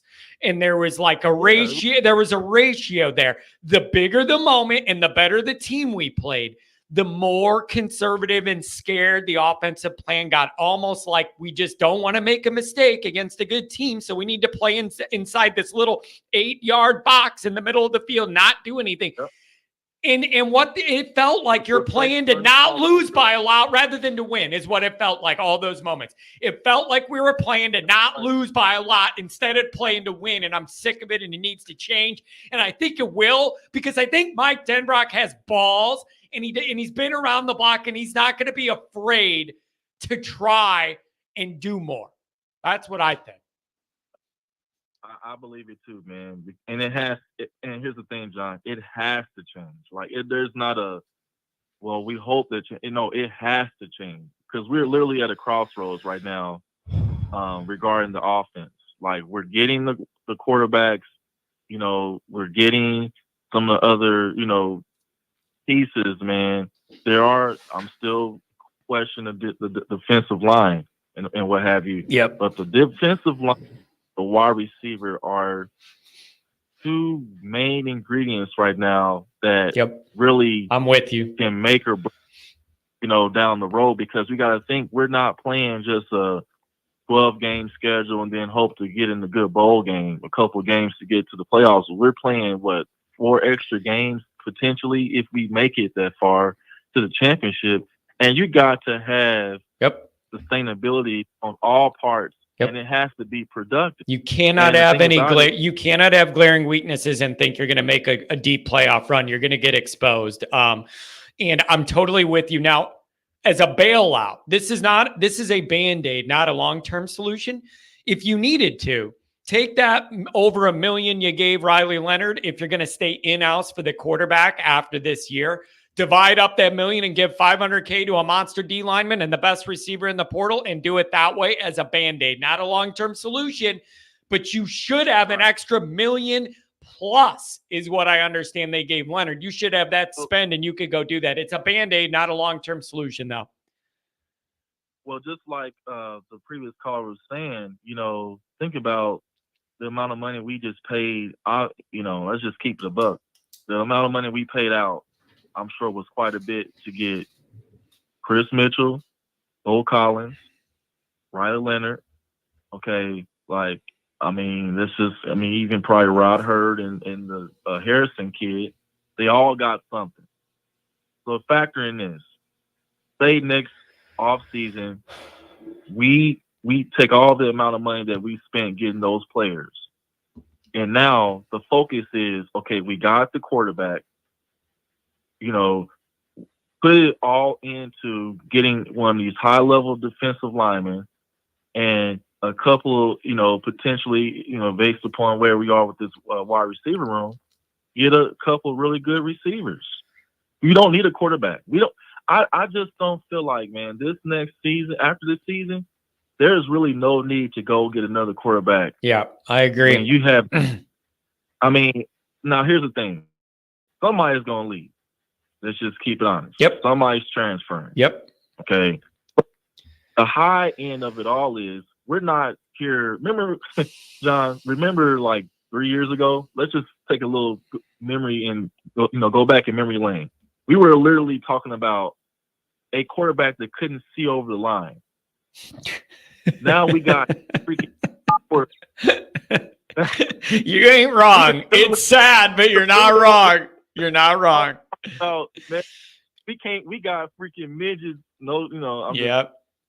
got short people looking over the line that can't see the line. They're throwing the balls behind it, in the back of a lineman's head. Now we got freaking towers at quarterback. It's not a discussion anymore about the size and all that. So now, man, we need to put it where it is. They need to. Okay, so go out in the same way you attack the portal in terms of getting these quarterbacks, whatever. You need to put that energy into recruiting, man, and give this and look, give the money, man. Pony up.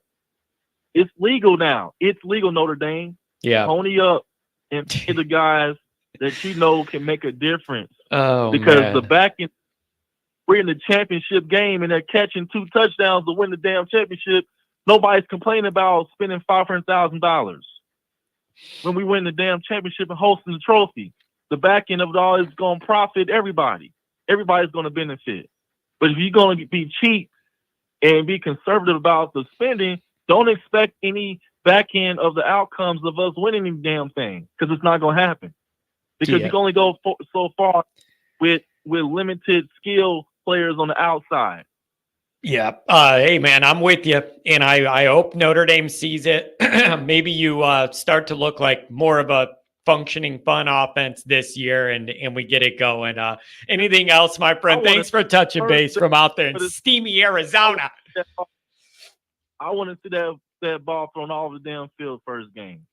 I don't want to see no damn first 2 downs we running the ball. No. First down need to be throwing that thing, man. Getting that ball out there. I want to see that thing spinning. It's going to be interesting. I can't wait to see what Denbrock draws up for that. And listen, Elko's going to if Elko's going to bring the kitchen sink, play man on the back end, bring everybody, try and get after Notre Dame's new O-line. And you need to have a plan to beat that. You need to have a plan to beat that because that's what he's going to do. Got to, man. Oh, man. Hey, good to touch base with you. Give me a call back when camp starts, okay? Hey, will do, man. Have a good one. Stay cool out there in steamy Arizona. 574, give me some more. What's going down? Sorry, I had to turn off my mower. I thought maybe you were training for a NASCAR race or something. I just heard, meow. What's going on? Yeah, no, I was listening to you. I'm at work, but I guess first things first. I didn't introduce myself last time. This is Wine and Cheese. What's going on, John? Dude, it's good because you got to understand when you call in, it doesn't say wine and cheese. It has the number and then the last name. It's good to be able to connect that. Thank you. Now I know who it is. Thank you. Very creative stuff you do. I like it. And I hope you liked my Hawk tribute. I loved putting that together, man. Oh, that was incredible. It was so much fun. Plus, It was one of my favorite things I put together just because I love Hawks so much. I genuinely do. Thank you. Yeah, no, that was great. I guess first thing, I got quite a few things. I'll try to go through them quick. I only have a 15-minute break as it is. But first thing, I think it was Monday. 918. I think it was the guy who's down in Florida. But I have to say, I said something really nasty in the chat. I just want to apologize. If he's listening, just want to say I'm sorry. We keep it respectful at Always Irish. So I just want to apologize for that. You know what? Wait a second. I really appreciate that. In the way the internet functions these days, I think that's actually pretty darn respectable of you to think to go back and do that. So I respect that. Good job on you. All good. And then second, the recruiting. Oh my gosh. So first, as a Notre Dame fan, I really wouldn't hold out on Meadows. I wouldn't. I think he, at least from a couple people that I've watched that are in the Notre Dame media, I think Meadows is more in the pocket for Bama. I think it's a similar situation as like Manti Te'o was with USC, as Meadow is with Bama, and it would just be, if he went to Notre Dame, it would simply be because he changed his mind, but that's not where his mind's at currently. So breaks my heart, but I really, if he commits to Bama, I wouldn't be surprised. So what's the way out of this, man? Where does Notre Dame turn? How do you work your way out of this frustrating wide receiver cycle it seems we're stuck in? So here's the thing. I've heard a lot of people today say, pony up the money. And I don't want to discredit that. I think that's really important. However, you have to take a look at maybe some of the wants and needs of these receivers, because now with NIL, everyone thinks it's simply money, and deep down, I think they know that's not entirely the case. But regardless, now that we are aiming at some of these guys that are at the top of not just our boards but other boards as well, people that are 4 stars, 5 stars, these guys that are real needle movers. They're not really coming to Notre Dame, to spend 4 years playing ball, shaking hands, and taking pictures with people. They want to go to the NFL. They're not. If they get a great degree from Notre Dame, bonus. But these guys aren't necessarily coming with the anticipation of, I'm going to play 4 years of great ball and then leave as a business major. They're not doing that. These guys want to play ball, and they want to play ball in the NFL. And right now, Notre Dame, I think their last wide receiver that actually got drafted was in 2020, I think, if I remember right.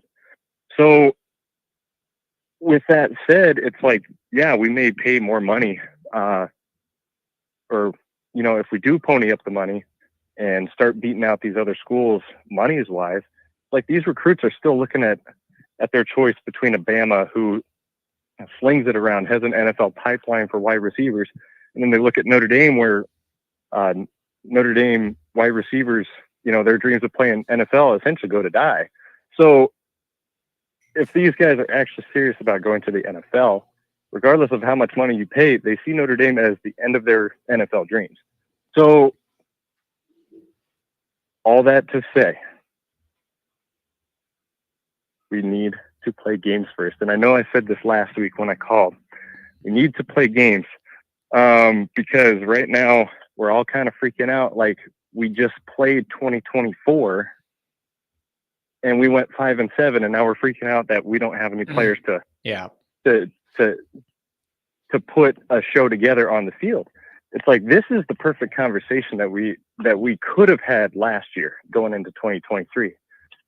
But I think we're in a really good position to perform. And the fact that we are all thinking of possible solutions, if we can think it, Marcus Freeman's definitely thinking it. And I think the fact that he went out, paid serious money to get Denbrock is proof that he knows what the issue is. But I think the first step we need to take is playing games. That's why he got Denbrock. So he knows we need to put up a performance. He got the guy that is in control of putting the performance together. So we need to play games before we can even take a look at where we sit recruiting wise. Okay, listen, I agree with that. Like, to get to the future hope I have of showing people we could have a functional, fun offense for wide receivers, and we're not there yet. But dude, it's a dark hallway to walk down when you're like, if you go to Notre Dame as a receiver, your dreams are over. Like, dude, how bad is Notre Dame if going to Notre freaking Dame is like a death knell for your NFL dreams, bro? That's so depressing. Well, only if you're a wide receiver. Yeah. But, I mean, yeah, kind of. I mean, think about all the decent receivers we've had the past couple of years. Not crazy production or anything like that, but what are they doing now? Not playing in the NFL.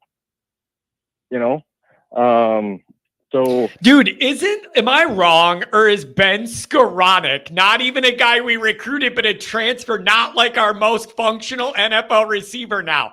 Am I wrong, or is Ben Skoranek, who we didn't even recruit originally, but transferred in, not like our latest wide receiver in the NFL? Am I missing someone?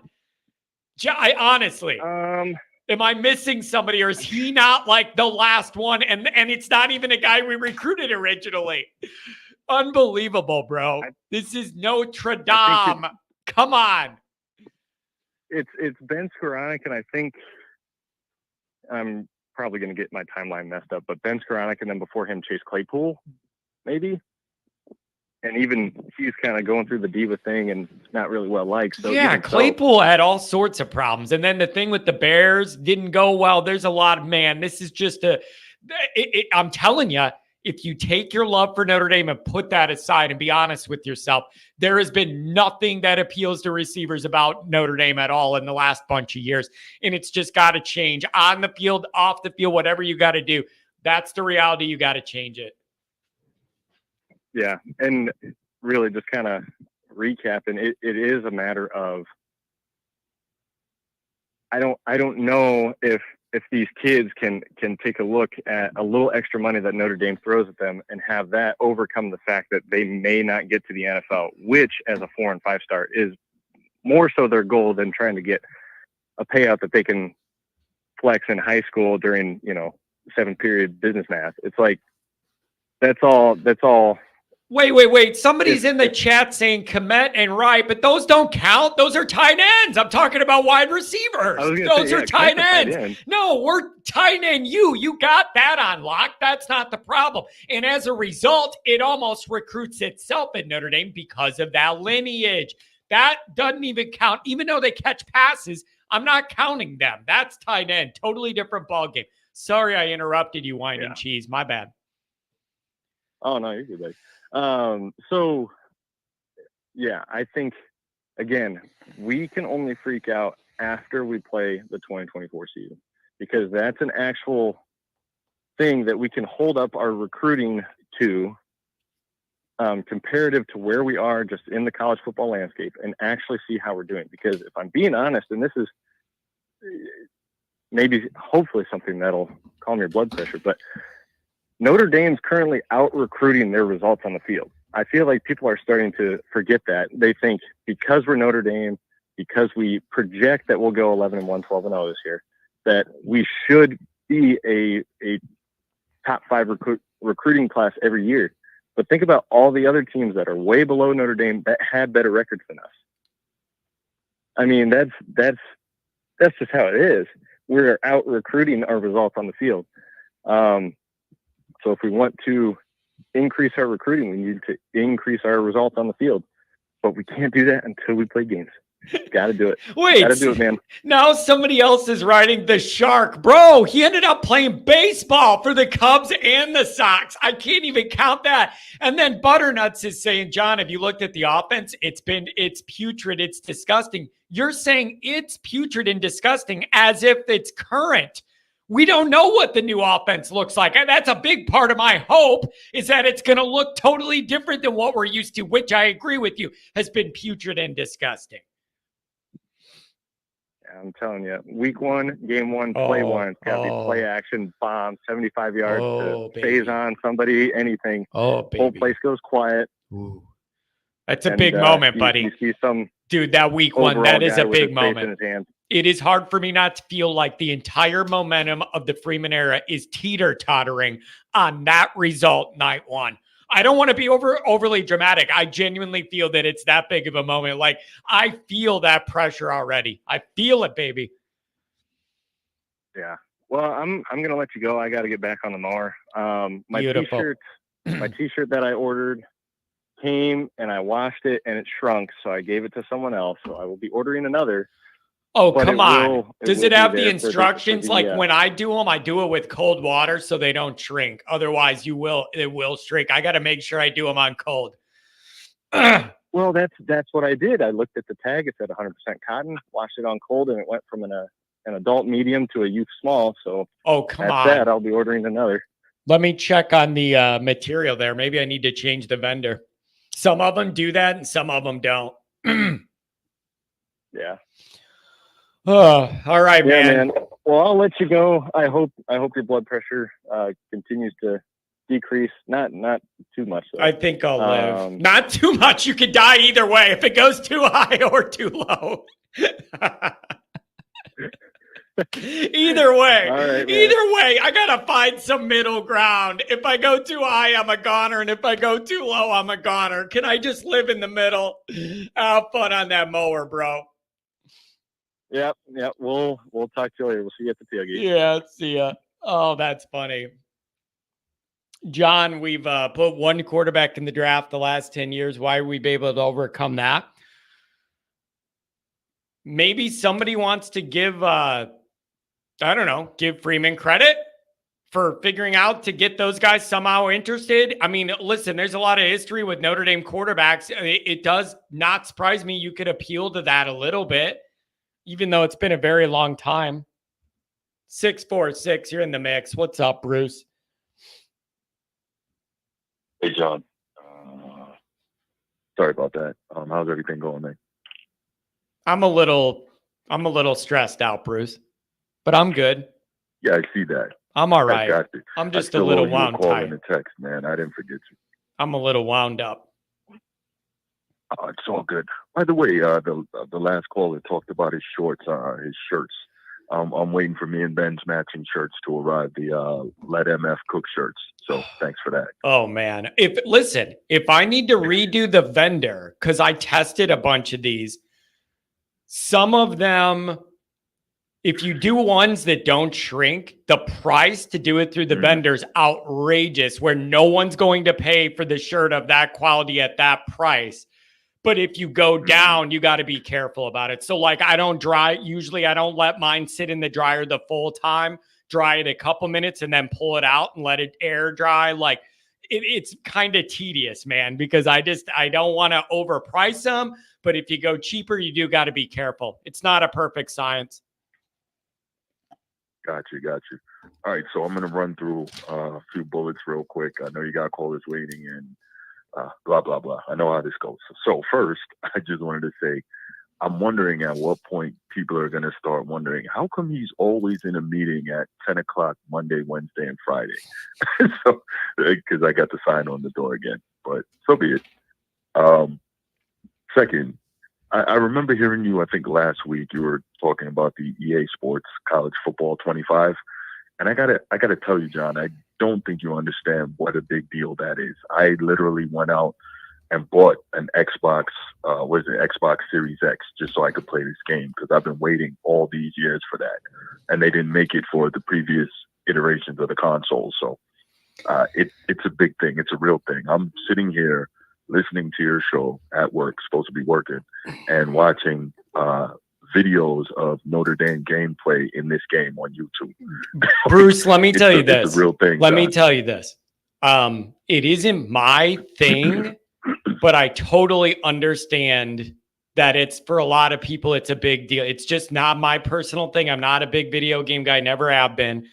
But what I'm going to say is, I could see me the way I am being like, you know, what are you, a 40-year-old guy playing video games for? Grow up, blah, blah, blah, blah, blah. Given the world and everything going on in the world and just how weird everything is, God bless you if that makes you happy and you're not bothering anybody and that gives you some joy and it's just good for you, man. So if that makes people fulfilled, good for you, because the world's kind of wild. If you could just do that and enjoy yourself, God bless you. I hear that. Yeah, me and one of my Army buddies, we had some epic battles. He's from Cali, so he's a USC guy. And obviously I'm a Notre Dame guy. We had epic battles in Iraq playing this freaking game. And back in, 2009, I mean, we used to go at it. So a lot of fond memories also associated with the game. But anyway, so I was listening to, obviously I've been listening to the show all morning, and some of these things caught me, right? So you've been kind of on your soapbox about the wide receivers as well as the offensive style of play. And the more I'm listening and the more I'm thinking about it, the reason that we've been playing offense all these years the way we have is simply you're trying to protect the quarterback, right? So you're going to run it on first and second down. It's a lot like, to make a pro comparison, what we saw so early in his career with Dak Prescott and Zeke Elliott, right? You want to run it early and get ahead of the chains and make everything as easy as possible in terms of your reads and in terms of short yardage, third down situations. And why do you do that? Because you don't trust the quarterback, or you don't have the quarterback you believe can make the big time third down throws and plays. And so that's a huge part of the reason that our offense has been functioning the way it has been all these years. And so we have to take that into account. But I think now that we're really starting to get these quarterbacks in, once that starts happening, it only takes 2 or 3 cycles. Then you'll start seeing these wide receivers coming into your point. You're seeing a guy like Deuce, who seems to really be a Notre Dame guy, mindset-wise, which is odd given where he's from. But he is, he seems to not be falling into the trap of being negatively recruited. And he's also recruiting other guys, to come and play with him at Notre Dame. And I think that's awesome. So you'll start to see that change. Another thing I thought about when you were mentioning the wide receivers is, one example is the St. Brown brothers, right? Equanimous St. Brown. By the way, I think he's the most, Skoronic and then Equanimous St. Brown. Those are the 2 most recent wide receiver draft picks out of Notre Dame. You forgot St. Brown. So anyway, Equanimous St. Brown, he was okay at Notre Dame. He was pretty highly recruited, if I remember. And remember, Amon-Ra St. Brown, who's now a star for the Lions, he was supposed to come to Notre Dame. Now, I don't have anything behind this, but it's my firm belief that his brother, after experiencing Notre Dame and the lack of elite quarterback play and the lack of an explosive offense, told him, hey, don't come here because you're not going to be able to shine and you're not going to get the tutelage as a wide receiver that you want. He ends up going to USC, and now he's in the league, one of the best receivers in the game. So, there's that. And what was the other note that I had? Oh, finally, you were talking about how, again, Notre Dame needs to, be more in tune with 2024, 2025 modern football. But I keep hearkening back to, now, of course, they're an anomaly. But again, there's something to be said for zigging when everyone else zags. And I keep looking at Michigan. Now, I know, but there's too many outliers there for me to buy into it. There's too many There's way too many weird dynamics with that all lined up for me to buy that template. Like the last year, you only have to win 2 games to win a title. You lucked out and had the easiest Big Ten schedule you could ever add. You played 1 serious game the entire year. A way upperclassmen loaded team where all your main guys were back, on upperclassmen O-line, everything lined up right. Like, and then you got whatever help you got from the cheating or not. I'm not going to say it's all because of, but I don't know how much that helped or not, but there's no way it hurt knowing what the other team was doing. Right. You had all of those things lined up, and that all makes me think repeating that is going to be almost impossible with all the changes with the playoffs. So, and I'm not just saying that because I hate Michigan and I hate EJ Holland and all the, like, I'm just saying I want to buy into that because it's an easier road to get Notre Dame to the finish line. But I just see so many one-off factors with that I don't think are going to be repeatable. That's my problem with that angle. So the only thing I'll point to where I'll push back a little bit on that is that Harbaugh has consistently, Jim Harbaugh has success everywhere he's been doing it that way. That's a fair point. I'm going to give you credit on that. I'll give you credit on that. Doing it that way, that it can be done. So, I mean, win a national championship, you're 1,000% right about everything just falling in line perfectly for them. Here's the other thing, Bruce. Okay, good. Michigan a really good defense. Notre Dame a really good defense. Fine. But here's my pushback against Notre Dame. Even if you wanted to do it that way, we're talking about O-line U. I have never seen O-line U Notre Dame push people around the way Michigan's offensive line pushed people around last year. And we're the ones that are supposed to be O-line U. I've never seen Notre Dame's offensive line push people around the way they road graded teams. You humiliated Penn State. 28 runs in a row and they couldn't damn stop it. You humiliated them. We're O-line U, and we never do that unless it's against Central, Southern, South Bend Tech. All right? Son of a buck. Losing my mind. The only thing I can point to, and this was one game versus Michigan doing consistently for about a 2-year stretch, was probably Notre Dame Clemson during the pandemic. That one stands out to me in my mind a lot. But no, I totally get what you're saying. Yeah. So, man, that's a game tough. Here and there doesn't match up with an extended stretch of physical dominance. I got to tell you, man, I hate Michigan more than anything else. I was genuinely jealous of the way that O-line was able to run people over all year. It was impressive. It pissed me off to see. Nobody could stop it. And my football soul appreciated it. But I just hate who it was by, but the actual football, it was right in my DNA, but it was just the uniform I had a problem with. Let me ask you this, Bruce. When do I need to come on your show? When do we need to do that? We need to do that later today, sometime tomorrow, Friday. What do we need to do? Let's shoot for tomorrow afternoon. Let's shoot for tomorrow afternoon. Let me write that down. Tomorrow afternoon. Yeah, I've been meaning to text you about it. Let's shoot for tomorrow afternoon. Text me a good time. I got a couple things to do in the morning. Text me a good time, and then we'll do that tomorrow. Sounds good, man. Sounds good. Beautiful. And everybody loves everybody loves your voice, and they want me to do the Coach O talking to you, and then we got 2 good voices. Everybody wants it, but what we say? Everybody want me to talk to you, and then you to talk to me with that voice, Bruce.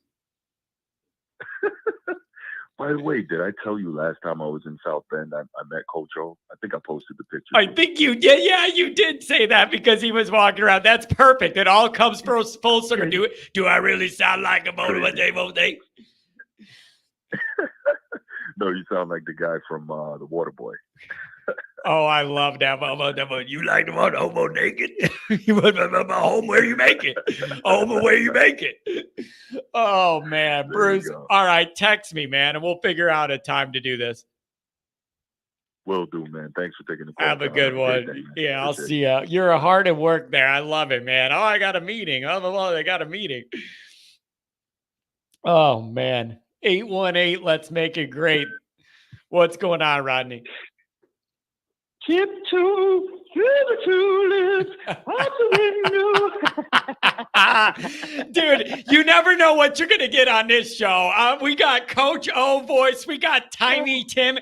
And the funny thing, Rodney, is you got to be of a certain age or you have no idea what the Tiny Tim thing's even about. If you're not of a certain age, there's got to be people going, what are these people that are old talking about? Just YouTube it and you'll see how bizarre it is. Right. I mean, the closest thing to a Tiny Tim, I guess, would be their, introduction to A Christmas Carol if they were in school and they had to read that. But they would have no idea the pop culture reference that encompasses. Yeah. For sure. Oh, Man, John, I'm telling you, you are in desperate need. And I'll say, because football doesn't change. It's the same all year round. It's going to be the same time, September, give or take a week, sometimes at week 0. You are in desperate need of the Always Annoyed segment coming back, man. Oh, I have been telling you this for years. They were gold. I mean, I almost enjoyed those. I won't say as much, but I would say no less. I mean, they were great, man. These little rants you'd have. And I even think, and I've been thinking about this too, maybe a call-in show revolved around, and it's like once a week, or maybe once a month, but man, those were fun. And you would bring up things I think we've all gone through, and it's like, oh my God, that'd be so fun to talk about that for even if it's not a full show, maybe an hour show, yeah, or something. Maybe still doing your Notre Dame shows, but adding a segment maybe. And I was even thinking about this, and I'm sure there's a reason, obviously, with your schedule and your family schedule and all that. But I was like, Sports Talk used to come on at I don't know, what was it, John? I don't even remember. 5:36, 6:30, something like that. And I listened to that coming home.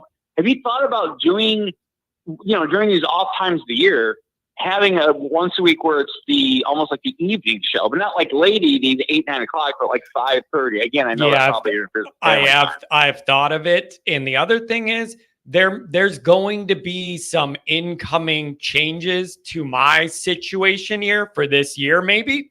So we may change a lot of different things here. And so some of that may be coming down the road.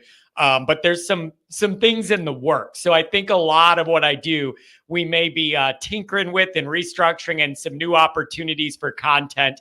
So everybody stay tuned. But there's going to be some changes for this upcoming year and when we get into camp. So there are going to be a lot of things adapting here. Good call. Yeah. And, I can look at Willie B. Hardigan's comment, and I agree, man. You think about it, too. When you think a little bit more outside the box about the video game experience, not only is it escapism, okay, I mean, just like a movie is, right? I mean, you're watching a movie, and even if it's a or even if it's a film about a real incident, you're still not watching the actual incident, right? If you're watching a college football game, you're watching a simulation of that college football game. Or I mean, if you're playing it, I'm saying, if you're playing a college football game, you're playing and watching a simulation of that. And there's a lot of people involved in the making of that. Okay, it's not just the people who watch it. So I mean, that's a whole industry. That's a whole economic spectrum of things. So when you think of it that way, it's like that is real life in a way. You know what I mean? That's still real. A college football game, we play that. Okay, human beings play that. But I mean, it has a consequence in life, and it has a consequence in life because that's a projection we have on it, and that's great. I'm glad we have it. So what's really the difference? You know what I'm saying? Yeah. If you think of it that way. Yeah. And that's just another way to look at it. John, I'm telling you, man, I agree with what Guy said. We can't really get too ahead of ourselves until we see how this plays out during the season. It was a great point about we've out-recruited our production. That's very, very true. So, and then you kind of think to yourself, well, let's say Freeman makes the playoffs. Let's say he takes the next step, which is they finish a little higher. Okay, they finish in the top 10 this time, which really just means they finish in the playoffs. Well, that's another step up from when they were the year before, and that year before was a step up from the year before that. So then it's natural to think, okay, maybe Then he ends up with, I don't know, number 6th or 7th rated recruiting class in the country or something like that. Okay, well, that would be out recruiting your level. And then, next year, let's say they finish in the top 7 at the end of the year and they're in the playoffs again and they win a couple playoff games. And I'm just saying, and then they finish in the top 5. I mean, that's kind of what that's fair. You know what I'm saying? That's fair. Where we're at is fair. Once we see how this offense does, it's likely that there's going to be some decommitments on other teams to come to us. I mean, if things are working, I mean, we're assuming this recruiting class is done. I mean, come on. No. There's going to be other decommitments that happen in other schools, just like there were at ours, or guys we thought we had that are now showing interest somewhere else or just flat out commit to someone else. Man, again, it's, what I always ask too, whenever we like lose a guy or a guy flips from us and goes somewhere else and leaves us at the altar or whatever, you know what I always say? It's like, why are we always the little victim crying on the street corner? Why don't we go steal somebody else's that they like? Like, why are we always just like why are we always just like the victim and we like lose a guy or whatever? And it's like, oh, poor Notre Dame, go steal somebody else's good wide receiver that they got. Well, yeah. And look, Kenny Minchey's an example of that. I mean, in other words, what we were complaining about wide receivers then, but what we really were just over the moon about was the quarterback situation and not getting the right quarterbacks. And then I think it started kind of happening.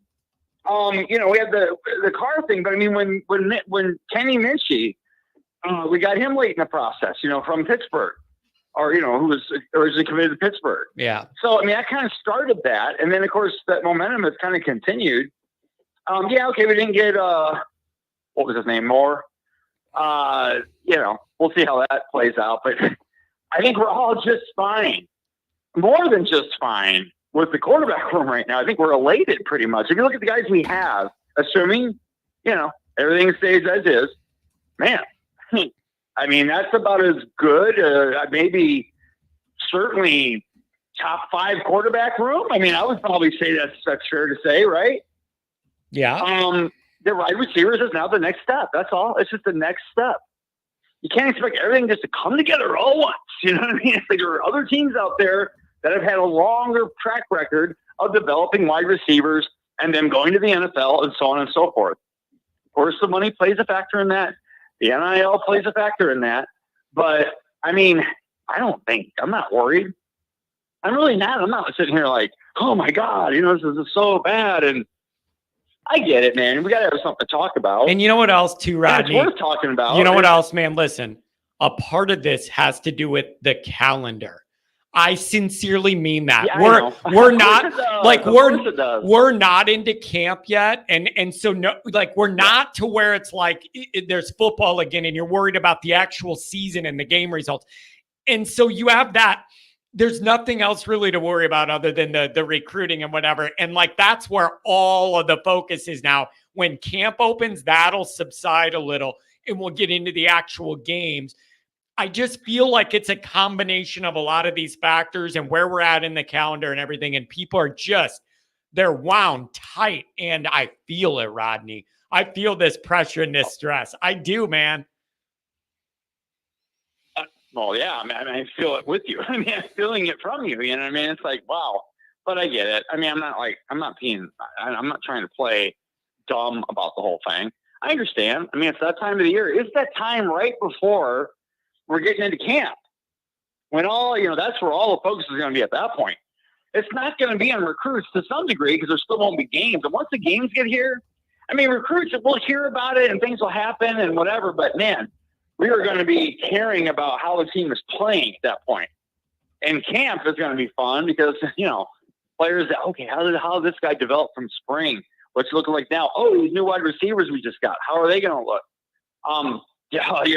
Everybody's going to be taking a deep breath on Riley Leonard. How's his ankle, was it? Knee? I don't remember now. I mean, it's like that is just a couple weeks away. Yeah. That's a couple weeks away. So let's just hang on tight there, guys. Hang Oh on tight. boy. And we're going to get more answers on these wide receivers soon, and it's either going to go for us or against us, and we'll see. But I don't know. But Rodney, thanks for lightening the mood a little bit. Tiny Tim over there. Thanks a lot, buddy. You too, man. Have a good one. Oh, I appreciate it. Have a good one. Hopefully we'll see you soon.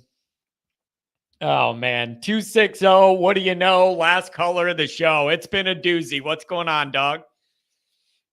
Oh, John, how you doing, man? Oh, boy. I don't know. Everybody's all bent up sideways, man. What are the realities of all this?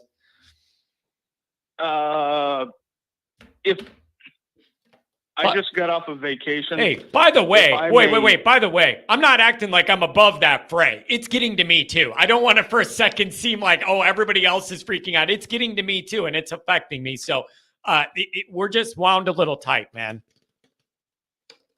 Okay. I had just tuned in like an hour ago, and I heard you yelling.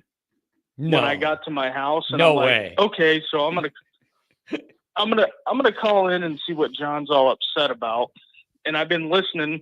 It sounds like the Derek Meadows is a point of contention right now.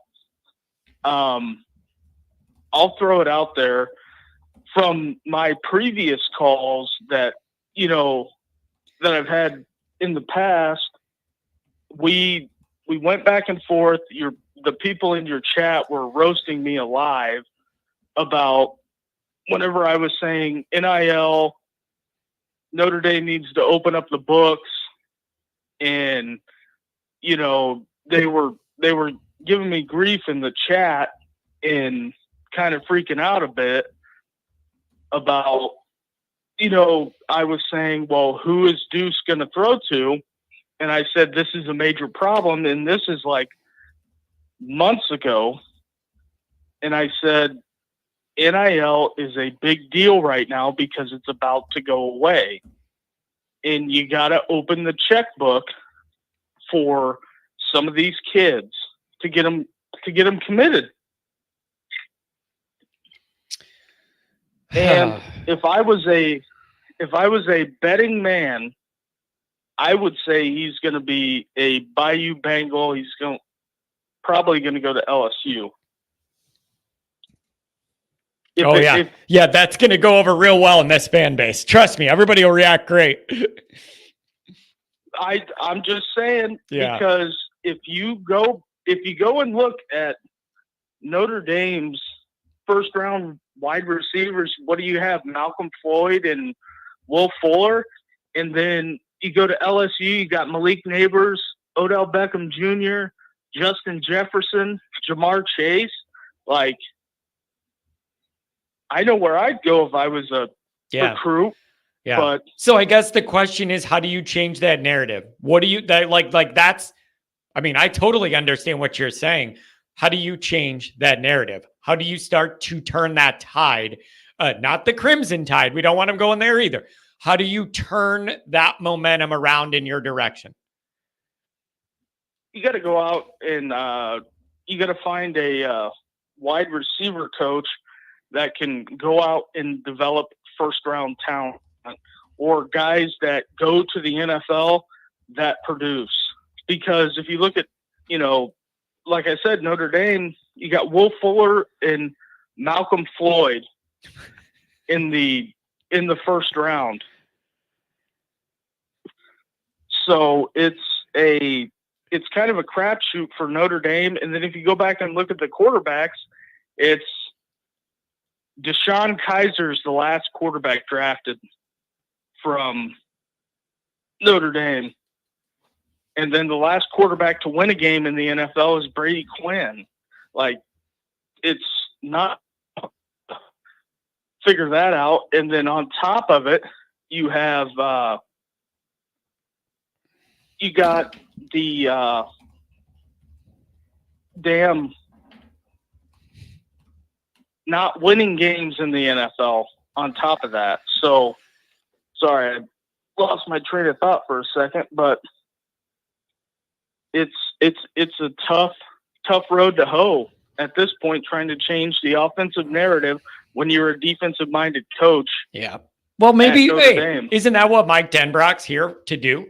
Like, isn't that why you paid the guy $2.1 million? He's the number one paid coordinator, is to come in here and be able to go ahead and produce a more functional, exciting offense that will theoretically appeal to more of these guys. I thought that was the idea. I hope we see it.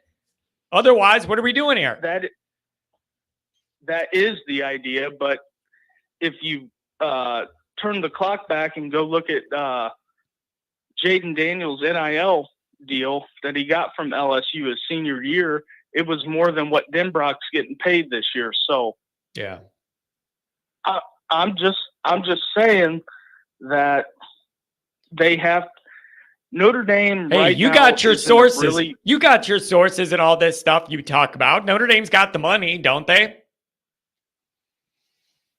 They do, but they don't want to spend it. Why? Because they have that committee of people that sits on there, and they say what? We have an opportunity to get a bunch of good players, but we would rather not. And like, I don't understand the argument against it. What is the committee for if it isn't to further the program? To just count the money in the bank and not use it? I don't understand. Well, it's a little bit complicated, and I don't have anybody that's affiliated with Notre Dame's collective at all. So this is just me looking and reading the tea leaves. They don't want to spend money on a kid that could be a potential knucklehead, is what I'm picking up from it. But fine, I understand that concern, but you're going to have to take some calculated risks at some point if you want to be serious about this damn game in the modern era. Of course, you're going to have to take those risks. I don't like it either. I don't like it either, man. Offering big time money to a high school kid just cannot get out of their own way. That's so frustrating. The biggest issue that I have with the university, they cannot get out of their own way. And like a couple callers before said, you a knucklehead. We don't want no knucklehead. Open up I don't want to give that money to no knucklehead. That email that I sent you, hopefully you read it. I said, with the Taylor flip, it's a two-pronged approach. They got to open the checkbook because the days of a gentleman agreement in recruiting are done. They're dead. Absolutely out the window. Notre Dame has to understand that, because let's say you offer $500,000 to Derek Meadows. LSU is going to come in and offer him $1.2 million. What are you going to do then? That is the biggest problem with the recruiting, because just because you have a kid committed, that doesn't mean that another university is not going to pick up the phone and call that kid, especially somebody at Bishop Gorman. Yeah. I'm just saying that's the stark reality of it. And I'm not even watching the chat, and people are probably roasting me alive, but it is the stark reality of it. Like the Caden Cunningham kid that flipped from Mississippi State to Bama. That was no kept secret. It was just Bama just had to make the offer, and he flipped. He's the number 2 wide receiver in the class. This is modern recruiting. You either adapt or die. That's just my opinion. Yeah. I talk to a lot of people, and you're either going to pony up or you're not. And if you don't pony up, you're not going to get the kid. Yeah, it's a frustrating dynamic. I want to be confident Freeman knows the scoreboard and what the modern realities are, but you got to get everybody else on board, take some calculated risks, and roll the dice if you want to be serious about this. Anything else, my friend? Thanks for touching base, rounding out the show. And I guess the last, you got to take a deep dive into the St. Brown family, because I actually know somebody that went out there and tried to recruit them, and their schools that were picked were from their dad, and it was already preordained. And yeah, but when it comes down to Meadows, I don't see how he comes to Notre Dame. If he does, great. But I think he's going to LSU. well, that will go over great in the Notre Dame fan base. That's for sure. It'll go very well when that news breaks. Hey, man, thanks a lot for rounding out the show.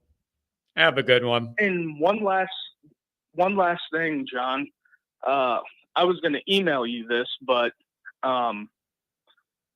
look at the coaching staff that was at Indiana when Deuce Knight's brother played there, and see where they are now. I will consult that. Hey, man, thank you. Have a good afternoon. Yep, you too. Take care, buddy. Bye. All right. The show is over.